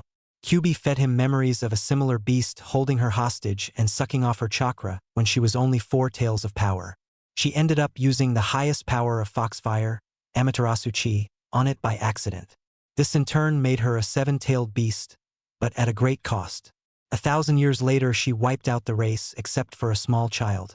That child became the only 10-tailed beast, Kyuubi, and was trapped in the void. Jewel style, Jewel Sphinx transformation jutsu, she yelled. Naruto growled in anger but managed to get himself under control. Better end this quickly with Dad's move. You want to fight? Then I'll fight you. He curled his hands into fist and swung his leg high and brought it down with a crash on the ground. A long line of fire raced forward but a shield of jade protected Akira. He started to punch at her, sending balls of fire at her. The fire turned black as blood mixed into it, burning the flesh under the wound. He brought both hands together in a tiger seal and snapped his fingers. Fire style, Fire Swarm Jutsu. Thousands of fireflies flew at Akira and impacted on her shield in a huge blast of flames and smoke. As the black smog cleared away, a large crack ran down the protective surface. A sickening thud and crack followed the smoke as the shield exploded. "You destroyed my shield!" She lunged at him, but he sunk under her and, landing on his back, placed both feet on her stomach and pushed her into the air. She caught herself on her wings and glided around him. Multiple strike hidden shadow snake hands. A huge column of snakes wrapped around Akira's legs and pulled her down. She roared and clawed at them. Naruto held his other hand to his side and concentrated, building his chakra up. It spun around in his palm, focusing freezing water and a cutting wind chakra together into one. He released the snakes to curl around Akira and opened his other palm. He focused his shielding earth and burning blue fire chakra to it. "Get these damn snakes off me," she roared. "This is gonna hurt like a bitch in the morning," he yelled over the tornado he summoned. His cloak took on a flaming appearance and launched him forward. As he was a few feet away, he cocked both arms and yelled out, "Ice and magma styles. Rasengan!" The two attacks pierced the Sphinx and kept going, spinning blood over the area. Naruto slowed down and did a backflip. He watched as Akira fell to the ground. "He really is his father's son," she whispered as he threw a tri-pronged kunai and landed next to her with a flash. "You've gotten better, that's for sure. I almost had to use my summons on you. Manda wouldn't have been happy." He helped her over to a tree and leaned her against it. "Rest, sleep, and leave me the hell alone." He turned to leave, but a croaking sound caught his ear. It was mixed with pain and tears. "Wait, please, take these." He stared at Akira as she held out the diamond and emerald blades. "They were my father's. He will most likely disown me when he finds out I lost, and to a Namikaze no less, so take these. As a gift." He slowly and carefully walked over to her. He grasped the weapons in his hand and laughed. "Thanks. I needed 2 swords for the attack I'm gonna finish Zabuza off with." "Zabuza Momochi?" "Yes, as well as 3 others. You know one, a ninja named Deidara, if my assumption is correct." Her fist cracked as she gasped. "Day is on the bridge?" A tear threatened to fall over her eyelids, but she kept it in check with a few winks. "Please, tell him I know the truth, and that I tried to stop them. He'll understand." She closed her eyes and passed into blissful unconsciousness. Naruto smiled and squatted down. He placed a kiss on her cheek. "I promise I will." He turned to leave and shot through the trees, his cloak flapping behind him. The bridge. Sasuke was covered in blood and senbon. His Sharingan had finally activated, but it really wasn't of use, so he kept it off to preserve chakra. He had destroyed the top mirror with his dragon flame bombs, but there was a long way to go to freedom. He glimpsed Sai and the kid that made exploding animals fighting overhead. Through a gap in the wall, he saw Kakashi fending off 2 enemies. "I would focus on me, Uchiha," said the girl in the mirror. He felt a familiar presence and burst out laughing, causing all fighting to stop. "You're forgetting something, Zabuza. Something that will end your lives." "And what's that, copy brat?" growled Zabuza. "The number 1, hyperactive, knuckle-headed ninja from our village and son of out Yondaime Hokage and Konoha's bloody blade, Naruto Uzumaki Namikaze." Hundreds of yellow flashes appeared around the bridge as a huge army of Narutos covered the place. The real one landed in the center of the mirrors with Sasuke, while the clones got Kakashi away from there. "Thanks for the introduction." "No problem. You just have to teach me a jutsu later." "Screw you, Uchiha." He drew both his jewel weapons and ran at a mirror. Haku laughed and hopped to a different mirror. He crossed the blades and cut the mirror in half with a blast of wind. He then did this 5 more times before Haku had to get out of the mirrors. Deidara skidded backwards and spit out some blood as the 4 enemy ninja regrouped together. He made a giant snake and had it coil around them in a dome. "So what do we do?" said Aio, his Raijin giving them light. "We fight. Haku, use the 2nd level of the mirrors, but keep enough chakra for your transformation. Deidara, summon some fast-moving ground animals, and Aio, we try and behead him while this happens," said Zabuza. They each ate a few soldier pills and some blood pills. Deidara had the snake shoot out and try and get the blonde, but he burst into smoke. Haku did a long series of one-handed and two-handed seals and ended by spitting a ball of blood high into the air. Water collected around the ball and began to twist. Large rectangles with spikes shot out and ran through the clones. Eventually only one Naruto, the real Naruto, was left. So you want to use ice jutsu, do ya? Fine then, eat my most powerful one. Ice style. Freezing blizzard wind crescent blade barrage. Large black clouds began to circle overhead as a blizzard started to whip up. Haku made a large dome cover them as Naruto realized the jutsu wasn't taking effect. New plan. Blow him up. Yeah, blowy up time, yelled Deidara, clapping his hands together. Deidara removed his Akatsuki cloak to show the uniform of an IWA genin. He took the shirt off to show a giant mouth on his chest. Boys meet C3. As he was about to start feeding clay to the mouth, the blizzard stopped and Haku lowered the dome. For the first time, Deidara noticed the swords. The huge glob of clay in his hands dropped to the ground. Deidara, why did you stop? He ignored Aio's question and turned to Naruto. Hey, where did you get those swords? That depends on if you're Deidara, answered Naruto. I am. Why do you ask? Akira told me to tell you she knows the truth and tried to stop them. She said that right after she gave me these. He assumed a stance as icy wings formed on his back. Good thing I figured out how to do this. I better finish them before my chakra is gone. He dashed forward, the wings increasing his speed, his korehabushi blazing in the light. One raised a huge and thick wall, but he chopped through it. Chakra danced over his blade as he spun them a few times and began his dance. He sliced and diced, making them back away. On the last strike, he released the built-up chakra in an X-shaped slash, sending two dragons, one white, one black, outward at them and called out the name of his dance. Dance of the Two Dragon Brothers.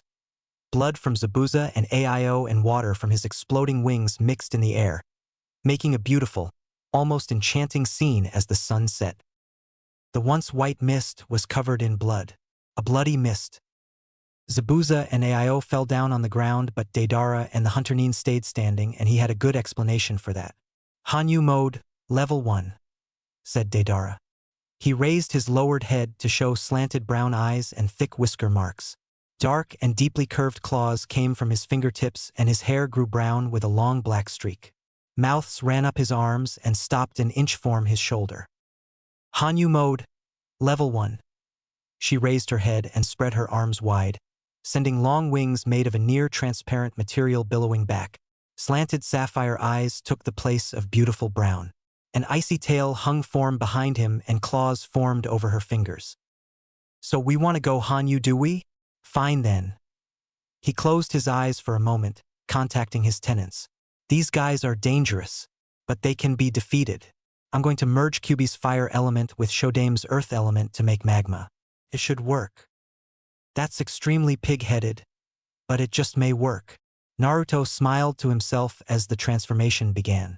A spike of red and gold aura with black ting to it circled him and cocooned him. He began to change, then exploded out of it. Hanyu mode, fire and earth fusion. Level 1. Both Deidara and the Hunter-nin were caught off guard. They knew he was a Jinchuriki, but to use a conjunction of elements Hanyu form was unheard of. They gazed on his new appearance in shock. A large black angel wing fell from his left shoulder blade. Fire formed a second wing on his back. His skin had become deep red and his hair was now navy blue. Claws dangled from the fingers of his arms. Magma spikes shot out of his arms and shoulders. A large dragon head sat on his left shoulder and a fox on his right. What is he? Asked the Hunter-nin as Deidara began to shove clay into all the mouths. The girl spread her wings high in the air and prepared to slam them downward. Naruto stood in place as a large creature made from many other beasts formed from his wing and spikes. Clay birds and bullets of ice launched from Haku and Deidara's bodies as the creature roared and lunged at them. Magma monstrosity jutsu. The attacks collided and tore the bridge apart. Naruto remained calm on the outside, but he was suffering on the inside, since having a high level of Hanyu form slowly destroys blood cells. It wasn't as fast as a level 3 or 4 transformation, but using two elements is dangerous. He flew forward, claws flashing. He brought them down against both of their flesh, ripping them to pieces. Deidara slung his arm in a wild manner and slammed his arm into the flame spikes. The girl jumped up and circled him. Then she spit out a snowy fire blast that froze the place he was only a minute ago. She looked up and saw him still in the crouching position for someone who had just jumped over her. "How did you?" He smiled at her and grabbed her throat. The black wing erupted into large spikes made of rocks and was replaced by a fire wing. "We are enemies, and I never tell my enemies anything." He slammed a fist into her stomach, sending her plummeting downward. Deidara flew at him on a huge owl made of clay, but the spikes around Naruto swirled and formed a bull man with large horns shooting from his head. It landed on the bird and pulled it down, taking Deidara with it. All three Jinchuriki landed on the ground and prepared for one last attack. "Roki, get ready for this." He swung his right arm in a wide circle over and over again. A miniature tornado formed around it. Electricity shot into it and fire soon added into it. Small pebbles and debris joined in as well as water, and soon a torrent of power flowed around his arm in a devastatingly beautiful display. Every Hanyu form has a power it can use. This is mine for this form. Now die!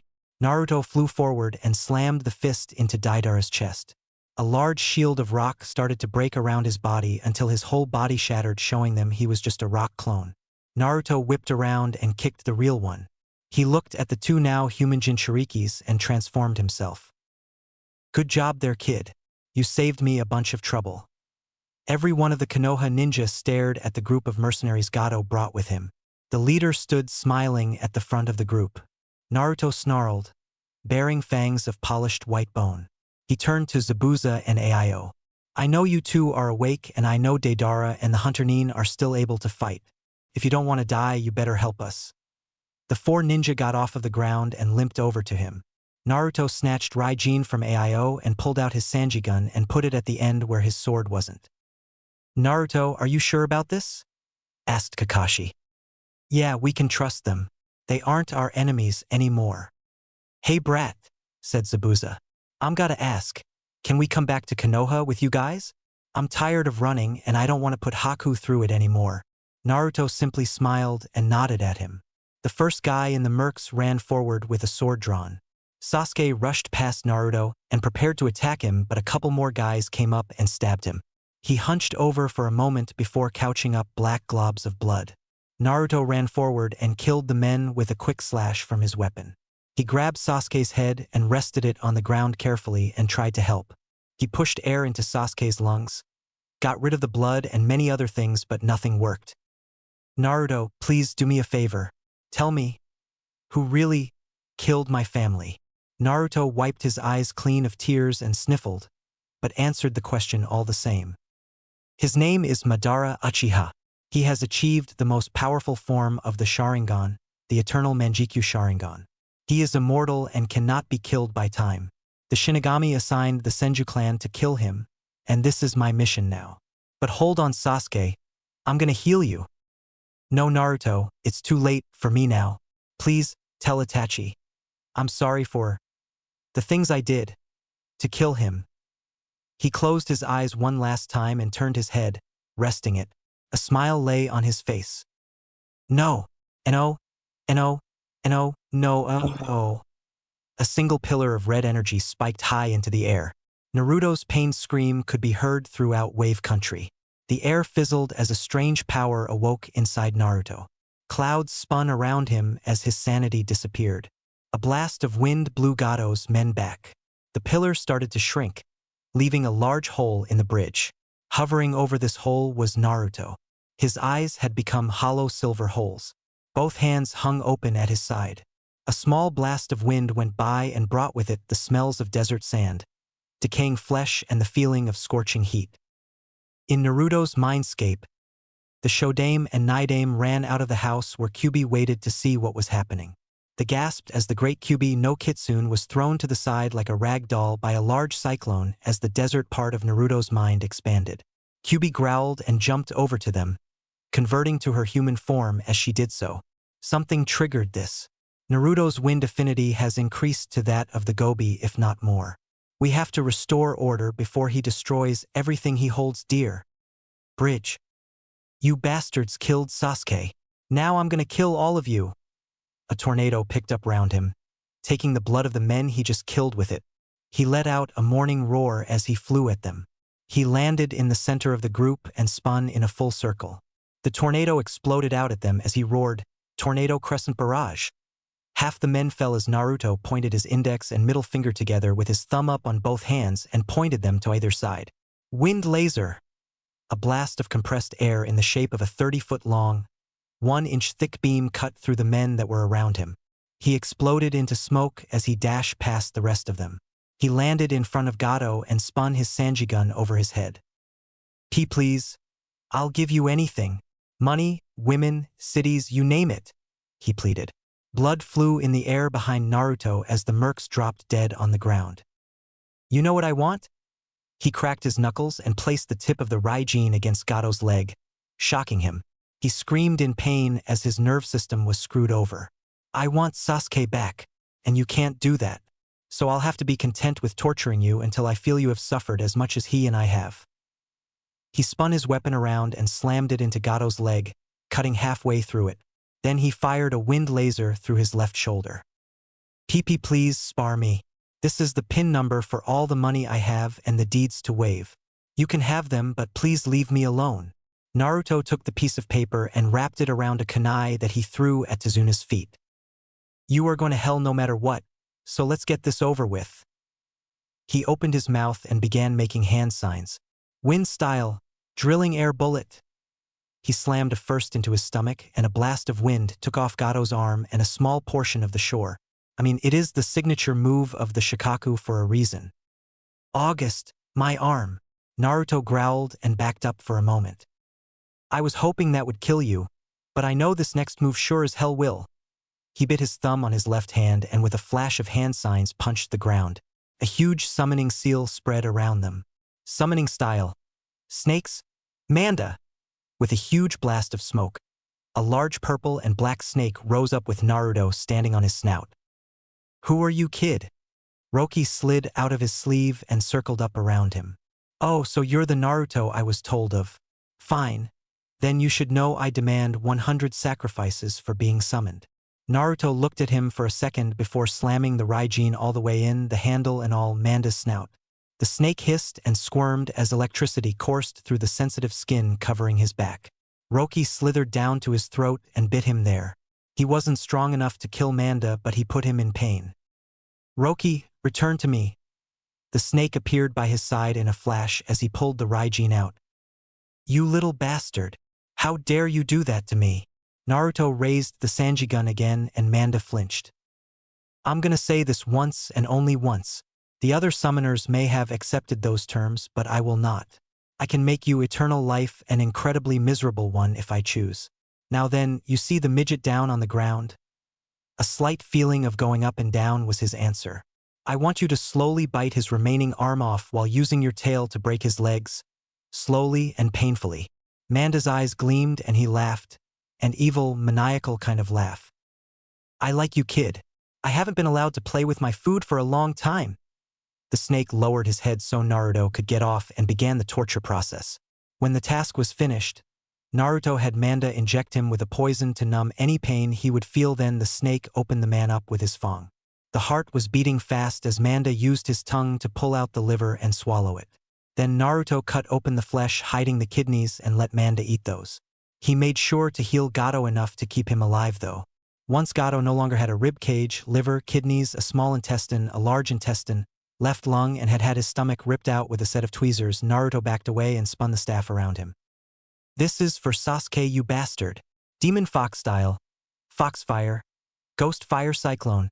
He spun the staff around at an incredible speed, generating a small cyclone. A pale blue spark exploded in the center and soon a small swirling mass of pale blue fire was roaring over his head.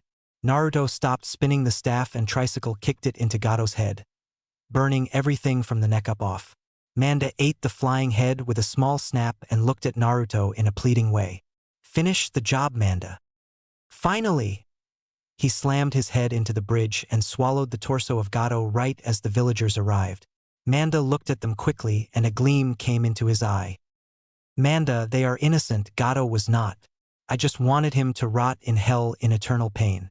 Make it easier on the Shinigami, you know. So I can't eat them? He asked, a little whimper in his voice. No, he yelled at the snake. He shrunk down like he was pouting and dismissed himself. He looked over to where the astonished villagers were to see Inari leading them. Where did Gato go? He asked. The snake and I tortured him, then the snake ate what was left, he said with a small smile until he saw Sasuke. He walked over to him and kneeled by his chest. He pulled out a kunai and cut open his shirt, then his chest right below the neckline. Everyone gasped as he poked a hole in Sasuke's lungs and turned him over, making a huge amount of blood came out. Sensei, you know any high-powered medical jutsu? Yeah, but I don't have enough chakra to use it. Then quickly show me the hand signs. Kakashi taught him a short series of hand signs that he easily memorized. This jutsu depends on how much chakra you use, so dash. Mystic Palm Jutsu. A green aura of chakra surrounded Naruto's hands as he pushed as much chakra as he could into it. The holes in the lungs sealed up and so did the skin, muscles, and tissue. Then he did a few more hand signs. Dragon, ram, tiger, horse, monkey, dog, bird, monkey, dragon, horse, rat, bird, boar, monkey. Wind style. Divine healing wind. Kakashi smiled as he captured the technique but also at the effect. The air around Naruto started to churn. Then it flew into Sasuke's mouth in a steady stream. With a small lung, air returned to Sasuke's lungs. That's not enough, Naruto. You need electricity to get his heart moving again. He jumped back as a snake came out of Naruto's sleeve and bit slightly into Sasuke's chest, right above where the heart would be. A few sparks flew off the pearly white teeth as Sasuke shook and spluttered. He took in a few mouthfuls of air, much to everyone's surprise. Of all of them, a woman in the trees watching with her assistant was most surprised, but had a large smile on her face. The assistant stuttered slightly. What did he just do? The other woman laughed. Isn't it obvious? My grandson just brought a man back from the dead. Chapter 6. Bloody Sand of War. It was a beautiful day in Wave Country. The sun hung brightly in the air, birds chirped, animals came out of the forest to watch the finishing of the new bridge as workers pounded on metal and clones ran around helping. Zabuza, Deidara, Haku, Aio, Naruto, Kakashi, Sasuke and Sai all sat at a table as clones and drawings helped with the building. So, I can pretty much guarantee entry for Haku and Deidara, since Konoha is a Kekkei Genkai village, as well as Zabuza since he has information on Kirigakure, but Aio might be in trouble. But I have information on Rain, so isn't that good enough? Naruto shook his head no, making the boy frown. Why did you leave anyway? I don't know, I just felt like he stopped, his eyes slowly growing larger. What's wrong, Aio? I know why I left. He shifted around so he could pull out a bingo book. He flipped through the pages until he reached the correct one and placed it on the table, showing a picture of a young man with red hair with a strange creature with a black robe and tail next to him. This is Sasori of the Red Sand. He has a jutsu that makes a person working for him forget about him until he releases the seal. At that time they go work for him by reporting to him. He just broke my seal. What were you supposed to gather? The location of the corpses of the Shodame Hokage and Naidame Hokage, he said. The table groaned as two small pieces came off. All eyes turned to Naruto, who was holding two pieces of said table in his hand. Why does he want them? He has found a way to make corpses into puppets that can use the abilities of the living version. The thing besides him is a puppet he hides inside since puppeteers aren't good close-range fighters. Naruto placed the wood near where he ripped them off and threads of wood shot out and connected them, making them one again. Well, the bridge is almost done, said Tazuna as he walked over to them. We just need to place the last brick. He smiled at Naruto. And since you killed Gato, we want you to do it for us. He handed Naruto a simple piece of marble. Naruto held it in his hands, testing the weight. To him it was just stone, but to these people it was the building block of their economy.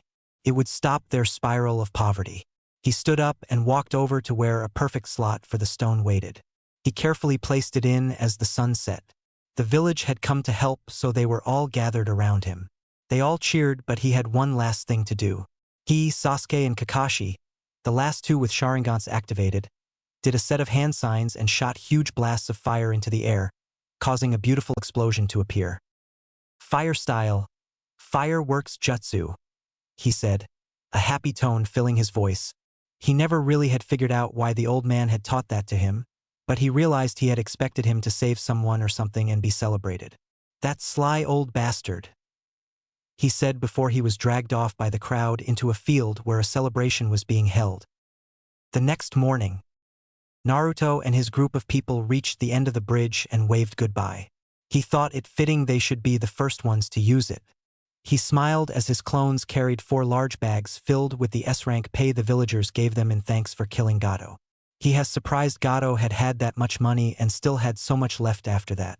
With a bit of chakra forced to his ears, he picked up on something from the people. "What do we call it?" someone said. "Let's call it the Great Naruto Bridge," said Inari, and it was quickly agreed on that would be the name. "Praise the Konoha's demon of the frozen tree," they called out. He smiled, thinking that was a good name for him. They ran at a brisk pace home to Konoha. It had taken 2 days to get to Wave with Tazuna, but now it took about 4 hours. As they neared the village, the summons hawk he had sent out returned to him. "Good thing you gave me a second copy of your report. The first was stolen by some villagers. I gave the real one to the Hokage and was about to leave when a villager with a falsified version came in. Also, there's an angry mob waiting for you guys. Thanks, you can go now." The bird saluted before disappearing. They slowed to walk so Naruto could get his Sanjigun out and going. Deidara could make a few sculptures and Sai could make drawings to protect them. The ground walked towards the walls of the village, and sure enough, a huge mob armed with pitchforks, broken bottles, knives and the like waited. Council members Akira Haruno and Koharu Udatain led the group, each holding a sword. "Naruto Uzumaki, you are charged with the murder of Sakura Haruno," yelled Akira. Zabuza pulled his sword off his back and pointed it at her. "Don't accuse this kid of anything, you banshee whore. I saw what happened. That girl jumped into a battle so she could get next to the Uchiha and got cut to ribbons by my former acquaintances." "And who are you exactly?" asked Koharu. "I am Zabuza Momochi, demon of the hidden mist, and I hope to become a Konoha ninja." Haku stepped next to him, several spheres of ice floating around her. "I am Haku Momochi, last user of the Hyutan creation Kekkei Genkai, a great friend of Naruto's, Jinchuriki of the seven-tailed dragon Hyoryu, and a hopeful Konoha ninja, for the moment." Deidara stepped up next to them. "I am Deidara, former genin of Iwagakure, last holder of the Kekkei Genkai of the 3rd Tsuchikage, a good friend of Naruto's, Jinchuriki of the Kaku, the seven-tailed badger, former Akatsuki member, and a hopeful Konoha ninja. That is, unless you attack Naruto here." The group shrunk until Akira spoke an obvious lie. "The Sandaime himself has ordered Uzumaki killed as soon as he returns." "Is that so? I don't remember issuing that order." The group parted as Sarutobi walked down the road to where Koharu and Akira waited. "I am happy to say, since you have abused your power and falsified a report of a ninja, which you have no business in the matter of, as well as given a fake order from myself to kill a loyal ninja, you are sentenced to an open hanging. Haruno and you clan is banned from Konoha." He turned on Koharu with a glare. "And you are no longer my advisor." He walked over to Naruto and his group. "I read your report. Quite a mission, wasn't it? Now why are you for here?" "We all wish to join Konoha," spoke Aio. "If that is okay. I can allow Zabuza, Haku and Deidara, but you are a different matter, Aio. Why should I let you stay? I have information on Rain and Akatsuki, as well as something I stole from the village." He started to shuffle through his things. "I took it right after Hanzo was killed." He pulled out a small scroll and threw it to the Hokage. "The salamander contract. I already signed it." Sarutobi looked at the scroll and threw it back. "You keep it," he said with a smile. "Now let's see here." He assumed a thinking pose and snapped his fingers a moment later. "I know Sakura was killed in combat, so Sai, Sasuke, Kakashi, Aio will be your newest member. Naruto, Deidara and Haku will be your teammates while Zabuza is your sensei. Is that fair? They all nodded. And I have one last piece of good news. Please follow me. The small group followed Sarutobi to the Hokage Tower. They climbed the stairs to his office door and opened it up, filing in one after another. On the side of the wall, a woman in ANBU clothing with a simple white mask with a rose circling it stood waiting. Lord Hokage. She bowed to him, then turned her gaze on Sasuke. They glared back and forth until Sasuke ran over to her and gave her a hug. Aunt Gabriella, I missed you, he said. The woman took her mask off to reveal black hair and onyx eyes. They flashed red for a moment, but then turned back to normal. It's good to see you, Sasuke. She held him at arm's length, examining him. You look like a fine ninja. She smiled down at her nephew, but her face turned grim as soon as her eyes fell off of him. Now about Itachi. I know the truth. I know the blonde knows the truth and that Sarutobi knows the truth. Do you know the truth, Sasuke?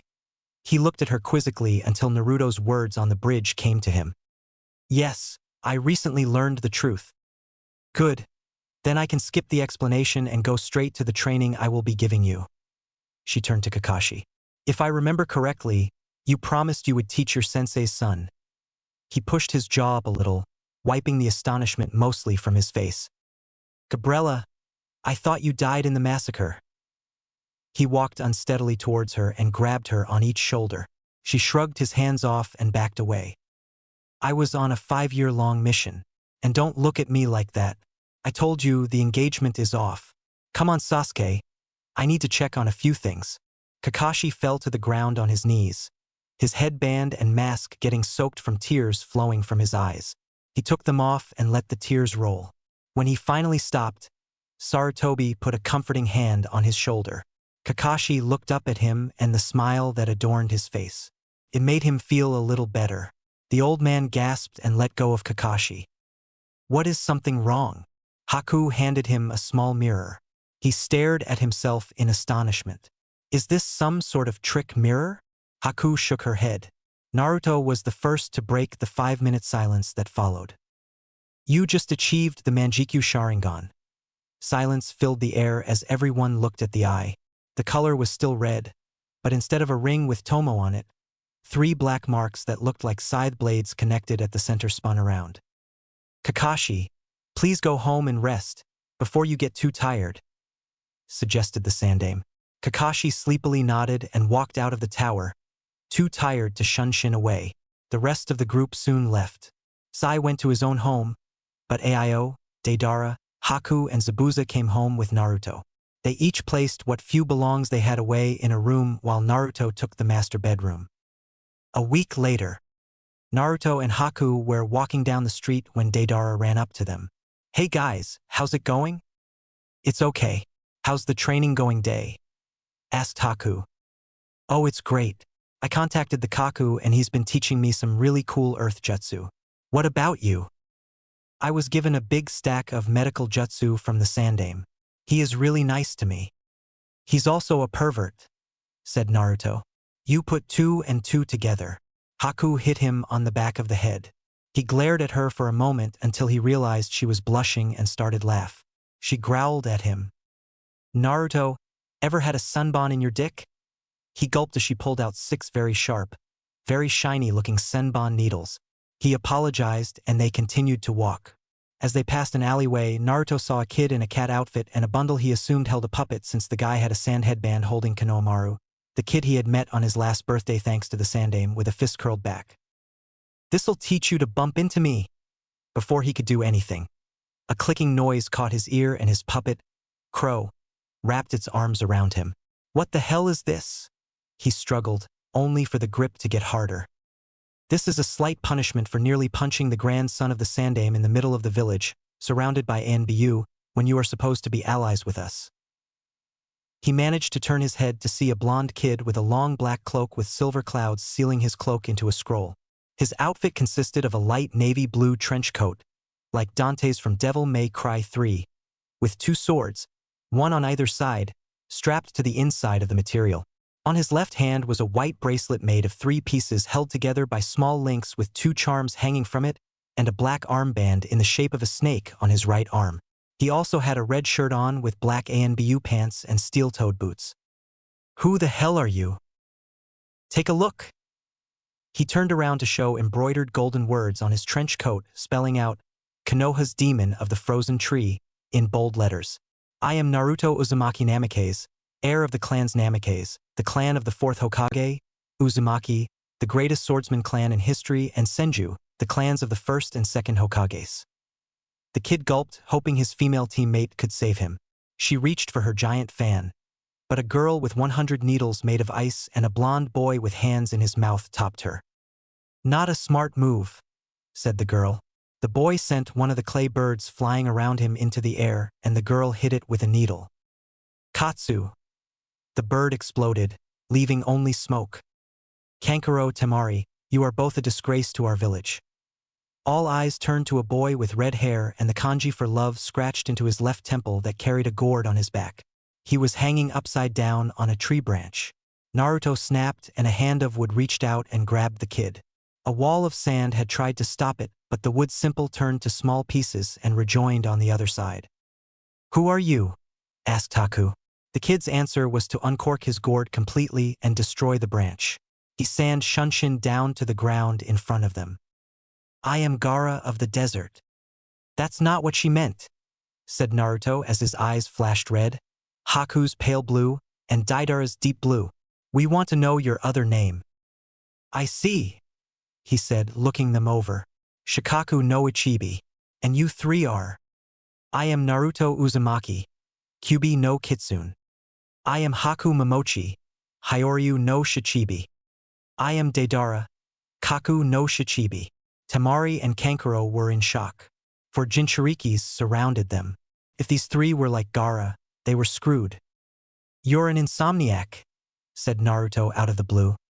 "Yes, I don't sleep or the Shikaku devours my soul," he calmly answered. "Would you like to be able to sleep soundly and in peace of mind?" This was an entirely new voice. It wasn't one of the spirits or the genin, but a man with long white hair and a horned headband with the kanji for oil on it. The Sandaime stood next to him. "We can fix that seal of yours, no problem." "I would very much like that," he said. The grabbed his head in pain, screaming, "No, leave me alone, mother." The man with the white hair jumped at the kid and slammed a hand of purple fire into his seal. The sand floating around the kid dropped to the ground, no longer moving. "Forbidden 5 elements seal." Gaara crumbled to the ground as a new seal appeared over his old one. His brother and sister grabbed him and disappeared in a swirl of sand. "Naruto, Haku, Deidara," Sarutobi said. "This is Jiraiya of the Sannin, resident seals master of Konoha, holder of the Toad contract and sensei to Minato Namikaze, the 4th Hokage. Jiraiya, this group of individual is our most promising batch of genin. There's Haku, last user of the Hyutan creation Kekkei Genkai and Jinchuriki of Hyoryu no Shichibi." He pointed to Haku, and Jiraiya stared at her until she threw a sunbonn between his legs. "The blonde with the long hair is Deidara, last user of the Kekkei Genkai of the Sandaime Tsuchikage and Jinchuriki of Kaku no Shichibi." He pointed at Deidara. He then moved his hand to Naruto, but the blonde beat him to it. "I'm Naruto Uzumaki, last of the Uzumaki and Namikaze clan, and my only living relative I know of is Tsunade. I have the Shodaime's ability with Jutsu, the Nidaime's abilities with water and ice jutsu. Have mastered both my father's signature moves. I mastered Shadow Clone Jutsu in 3 to 3.5 hours. I'm the summoner of hawks and snakes, a level 3 swords master, and Jinchuriki of the Kyuubi no Kitsune. And according to a letter in my father's inheritance, you are my godfather." Jiraiya walked around him in a full circle and crossed his arms when he was next to Sarutobi. "I know about your parents and me being your godfather, but you abilities are sketchy. Prove it to me." Naruto shrugged and made a cross with his fingers. "Shadow Clone Jutsu." 20 clones surrounded him as he pulled out his swords. He used the dance of the cherry blossom to destroy half. Then he made some quick hand signs for the first water jutsu he had ever learned as one of his clones launched itself into the air. "Water Dragon Jutsu." The blue dragon rammed into the clone and destroyed it. The clones crossed their arms as Naruto punched the ground and 6 pillars launched them into the air. He threw one of his pronged kunai in front of each one and held his cupped hands on either side of him. I'm impressed, kid. But dash. Hold on, Jiraiya. Ice style. Rasengan with style. Rasengan. In his left hand. A small sphere of white chakra spun wildly in his hands. It started to increase in size as Naruto added more chakra. In the right hand, a ball about 8 inches tall spun even faster. The swirls looked like individual twigs with sharp thorns on them. Naruto smiled and disappeared. He landed on one of the pillars with his Rasengans slowly fading from view and puffs of white smoke on the other pillar while yellow after images faded away. And you said you can summon? Double summon style. Snakes and hawks. Fuisasuke and a medium-sized green rattletail snake appeared. Hey guys, I just needed to prove something. It's K Naruto, said the rattler. Tell your dads I said hello. They disappeared in a blast of smoke. He turned to Jiraiya and threw him his cloak. He caught it and it began to glow. He examined the seals with a well-trained eye as Naruto continued. I have a mid-level understanding of seals as well. Kyuubi had to help me finish the real advanced projects I have finished, but I'm starting to move into advanced seals. Jiraiya handed the coat back to Naruto. How did you get the seals into the fabric? Did you stitch them in? No, I found a piece of metal, placed some seals on one side that made it all but indestructible and put flexibility seals into it. Then I used an advanced seal Kyuubi showed me to merge the metal with the durability seals to the jacket. Then I placed those seals, which allow me to actually fly, as well as some new adjustments I made on the other side. I merged the other piece of fabric to this side and then I sewed the two pieces together along the edge. I also placed these loops so I could hold my swords. Really? I would have used a union seal, which is like high-powered glue. Could you show me that seal later? Well, it's like a union seal except you wrap an increased power seal around and through it, then add a store of chakra. I also managed to alter it so you could store large amounts of chakra that will repair any damage on the cloth. I'm working on a new design for some powerful seals dash. Naruto, Jiraiya, as interesting as this is, we have a meeting to go to. You 3 genins are the only ones allowed in the mission. All ears were tuned into Sarutobi at that. He jumped onto a rooftop and dashed to the Hokage Tower. The other 4 ninja followed him there at full speed. They arrived in less than 30 seconds and entered the conference room 1 minute later. A large group of Jounin and Chunin stood waiting. A man with spiky brown hair in the same fashion as Gaara and in navy blue Kage robes stood with the 3 ninja from Sand. Ah, Sarutobi, it's about time you got here. I'm sorry, but I had to collect my village's Jinchuriki. I believe they have already met your children, Lord Kazekage. Is this true, children? Yes, father, said Temari and Kankuro. And what happened? I scared them off, said Kankuro. He screamed as Naruto had the crow grab him again, and a cocoon, or more so a coffin, of ice formed around him and lifted into the air. Naruto's open palm controlled it, and he was tempted to close his fist and kill Kankuro but decided against it. Now, for the reason we are here, said Sarutobi while Haku freed Kankuro. Jiraiya has obtained knowledge that Cloud, Rock and possibly Steel will be attacking us on the final day of the Chunin exams. Cloud has a Jinchuriki, for the 2-tailed cat, being entered in the exam, as well as a second, of the 8-tailed Ushioni, that will be guarding the Ryukage. What they don't expect is that we have the Jinchurikis of the Kyuubi, Kaku, Shikaku and Hyoryu, a Sannin, a giant army of summons, and of course Naruto's newly acquired sword, the Bloody Blade. We also have a possible ally in Hidden Sound, but we can't be sure. So why are we here? Asked Kakashi. Simple, we're making attack plans. They plan to use the Ushioni to destroy the northern wall, but Deidara here has mastered a jutsu that will allow him to make an exact copy, powers, personality, everything of the Kaku. That will hold off the 8-tails while Naruto suppresses the 2-tailed Jinchuriki. Then he will move on to the 8-tailed. Most likely, the Ryukage and Tsuchikage will trap me in some sort of shield and try to kill me, but Jiraiya will be with me, and possibly Orochimaru. At this point, Haku, Naruto, Gaara, and Deidara will be in Hanyu mode and have defeated and suppressed the remaining container. They will run through the battlefield and kill the enemies. Naruto, you will break from this group and come help myself and Jiraiya. The Kazekage broke in at that moment. Once the 8-tails is gone, we will send in our puppeteers and blade masters. They will take out the stragglers. Temari will lead a battalion into the less crowded areas and they will use wind attacks to kill the enemies. At the same time, Kankuro will be working with our greatest puppet master, Chizo, and Baki to protect your civilians. Your backup forces will be hiding in the shelter and when all the civilians are here, they will be released and attack, finishing the battle. What do we do? The demons lose control. Shink. Naruto wiped the blood off his sword as the head of the Chunin rolled down the floor. He did make a good point though. Yamato will be around to suppress us if that happens, said Naruto as he slipped the weapon back in. Well then, Naruto, Haku, Deidara, Temari, Gaara, Kankuro, please if you would leave us to talk other matters. The group of genin walked out of the classroom and down the hallway. 6 Jinchuriki in one place. What a show that'll be, said Deidara with his hands behind his head. Are you feeling okay, Gaara? Asked Naruto. Tired, but the Shikaku's voice has finally left me alone. I think I'll go take a nap now. He fell down on the floor and started to snore. A pillow made of sand held his head up while a sand blanket covered him up.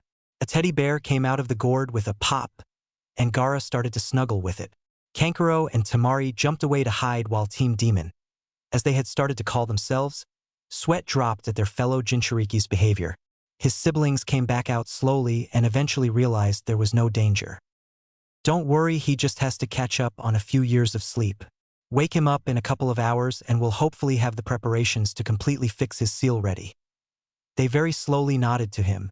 He smiled at them and began to walk away again, his teammates following him a few steps back. As they descended the stairs, a tan blur grabbed Naruto and his team and spirited them away to Training Ground 27. Hey brat, heard you went on an A rank, and that you fought 2 other Jinchuriki. Naruto looked up at their kidnapper and wrapped his arms around them in a hug. Yeah, and I brought the ninja hired to kill the client back. There was that kid Aio who stole the Raijin, Zabuza Momochi, demon of the hidden mist, Deidara here, the container of the Kaku, and Haku, the container of the Hyoryu. He snickered. I also stuck the Raijin in Manda's nose. And oh way, screamed Anko. Naruto nodded and explained how he had then used the giant snake to torture Gato. Then I gave the money to the village and they gave each of us S-rank pay, which left over 700 billion for them. Anko ruffled his hair and laughed. Then you can pay for my dangos and sake. Hell no, I don't want to spend all my money. She started to pout, which only made him laugh. But before we left Wave, I was given this. He pulled out a heavy-duty storage scroll and partially rolled it out. Tazuna had 3 of these things made for me, and I sealed them into storage seals I had placed on my belt. He sent a small pulse of chakra out of his palms and a medium-sized bottle with the words, Snow Country's finest sake, sprouting out of the glass landed on the seal. Snow Country sake? Now that is good stuff. They actually put a seal on the bottle that keeps it cold. He handed her the bottle and made a second one appear. I have sake from all over in these scrolls. And I also copied that seal and made these for you, Hayate and Yamato. He pulled out 3 boxes of wood, 1 silver, 1 purple, and 1 green. He placed the silver and green one away and handed her the purple box. She opened it with a gasp. In the box was 25 beautiful knives made specifically for throwing with beautifully carved handles and an 11-inch blade. A seal was half exposed from the handle, and when she tapped it against the tree near here, a small layer of frost spread out over it. This is a beautiful knife. But what is it for? Throwing, of course. Most ninja use kunai knives, but they aren't meant to be thrown, so I made these, but at the same time they can be used for close-range combat. If they hit the enemy, their blood freezes in their veins and you can leave to die, since the blood can't carry oxygen through their body. Even if you graze them, they lose mobility of wherever was hit until it thaws. She placed the knife she had pulled out into the box again and closed it. Thanks for the gift, twerp. No problem, Snakey. I told you never to call me that, you blonde daube. And I said don't call me daube, Snakey. Daube. Snakey. Daube. Snakey. Daube. Snakey. A burger cooking SEA sponge who wears square pants living in a giant pineapple at the bottom of the ocean and lives next to a squid who plays the clarinet and is best friends with a retarded starfish who lives under a rock, yelled Deidara. The training ground grew quiet as Anko and Naruto stared at him, while Haku held her hand on her face. What, you guys never heard of SpongeBob SquarePants? They shook their heads and he shrugged. So Naruto, having any trouble with the snake jutsus? Well, hidden shadow snake hands was easy enough in mass but hard in small amounts. But I can't get any others. I'm trying to do the underworld of vipers and vipers of the underworld, but I just can't get it. What's the difference between the two jutsu? Interjected Haku. Being the most knowledgeable one on snake jutsu in the village, it was Anko who answered. Well, underworld of vipers summons a huge amount of snakes that trap the enemy in a hole. Then they burst into flames and merge into one huge flaming viper that splits into one of equal proportion and attacks the target. Vipers of the underworld uses the hidden shadow snake hands to make 4 snakes come up from the ground, wrap around the opponent, bite them but not inject poison but flames that burn through the vein. Then they are released from the person who summoned them, wrap around the target and explode. And I want to learn it so bad, said Naruto, jumping up and down. I can get to the part where I wrap around them, but I can't get the flames to work. How is that? Well, it's a combination of wind, fire, and water chakra. You have to wrap the flames in a cocoon of air and use the water to get inside the bloodstream. The fire is released and absorbs the wind, becoming either blue or white hot and burns through them. Puzzled, Naruto made 2 clones to help. One ran out to the field and waited. Could you demonstrate? Oh yeah, why not? Vipers of the underworld jutsu. For snakes ran out of her sleeve and into the ground. The spaces between their scales were glowing blue. A few seconds later, the vipers ensnarled the clone and bit into it. The color drained into their mouths and into the body of the clone where it outlined the veins. The veins turned white and exploded, along with the snake's anko released. Let me try now. The other clone ran out to the field and Naruto summoned up the vipers. The scales seemed to pulse as the color left them. As the veins in the clone started to get outlined, something went terribly wrong. The eyes began to expand slightly, hands puffed up, the white ooze of melted bone pouring from them. The legs started to slowly turn to ash as he screamed in pain. Naruto released the snakes and let them get to the clone, then clapped his hands. A loud explosion shook the area as green flames expanded out towards them. Anko flipped through hand signs as fast as possible. With one last snake hand sign, she swung her leg around and into the ground. A large curved shield of emerald scales formed in front of them as she named the jutsu. Emerald Scale Shield Jutsu. The flames flew around them until they slowly stopped. They opened the shield slightly and checked. White smoke floated into the air as ANBU unit after ANBU unit appeared. Naruto rubbed the back of his head sheepishly as the shield disintegrated and Anko gave him the, as Yamato and Hayate called it, evil monkey finger. Too much wind chakra inside the snakes, I guess. You think, you blonde dope. Don't start that again, Snakey. Chapter 7. Cheating for the forest. Still need profiles for OCs for the Rock Ninja. The team walked into the training ground. Zabuza was sitting with Naruto's former senseis. Hey brats, come over here, yelled Anko, being the first to notice them. The 4 Jounin stood up and smiled evilly at each other. Good news, kiddies. We signed you up for the Chunin exams. Zabuza handed all of them a piece of paper for them to sign, which they did quickly.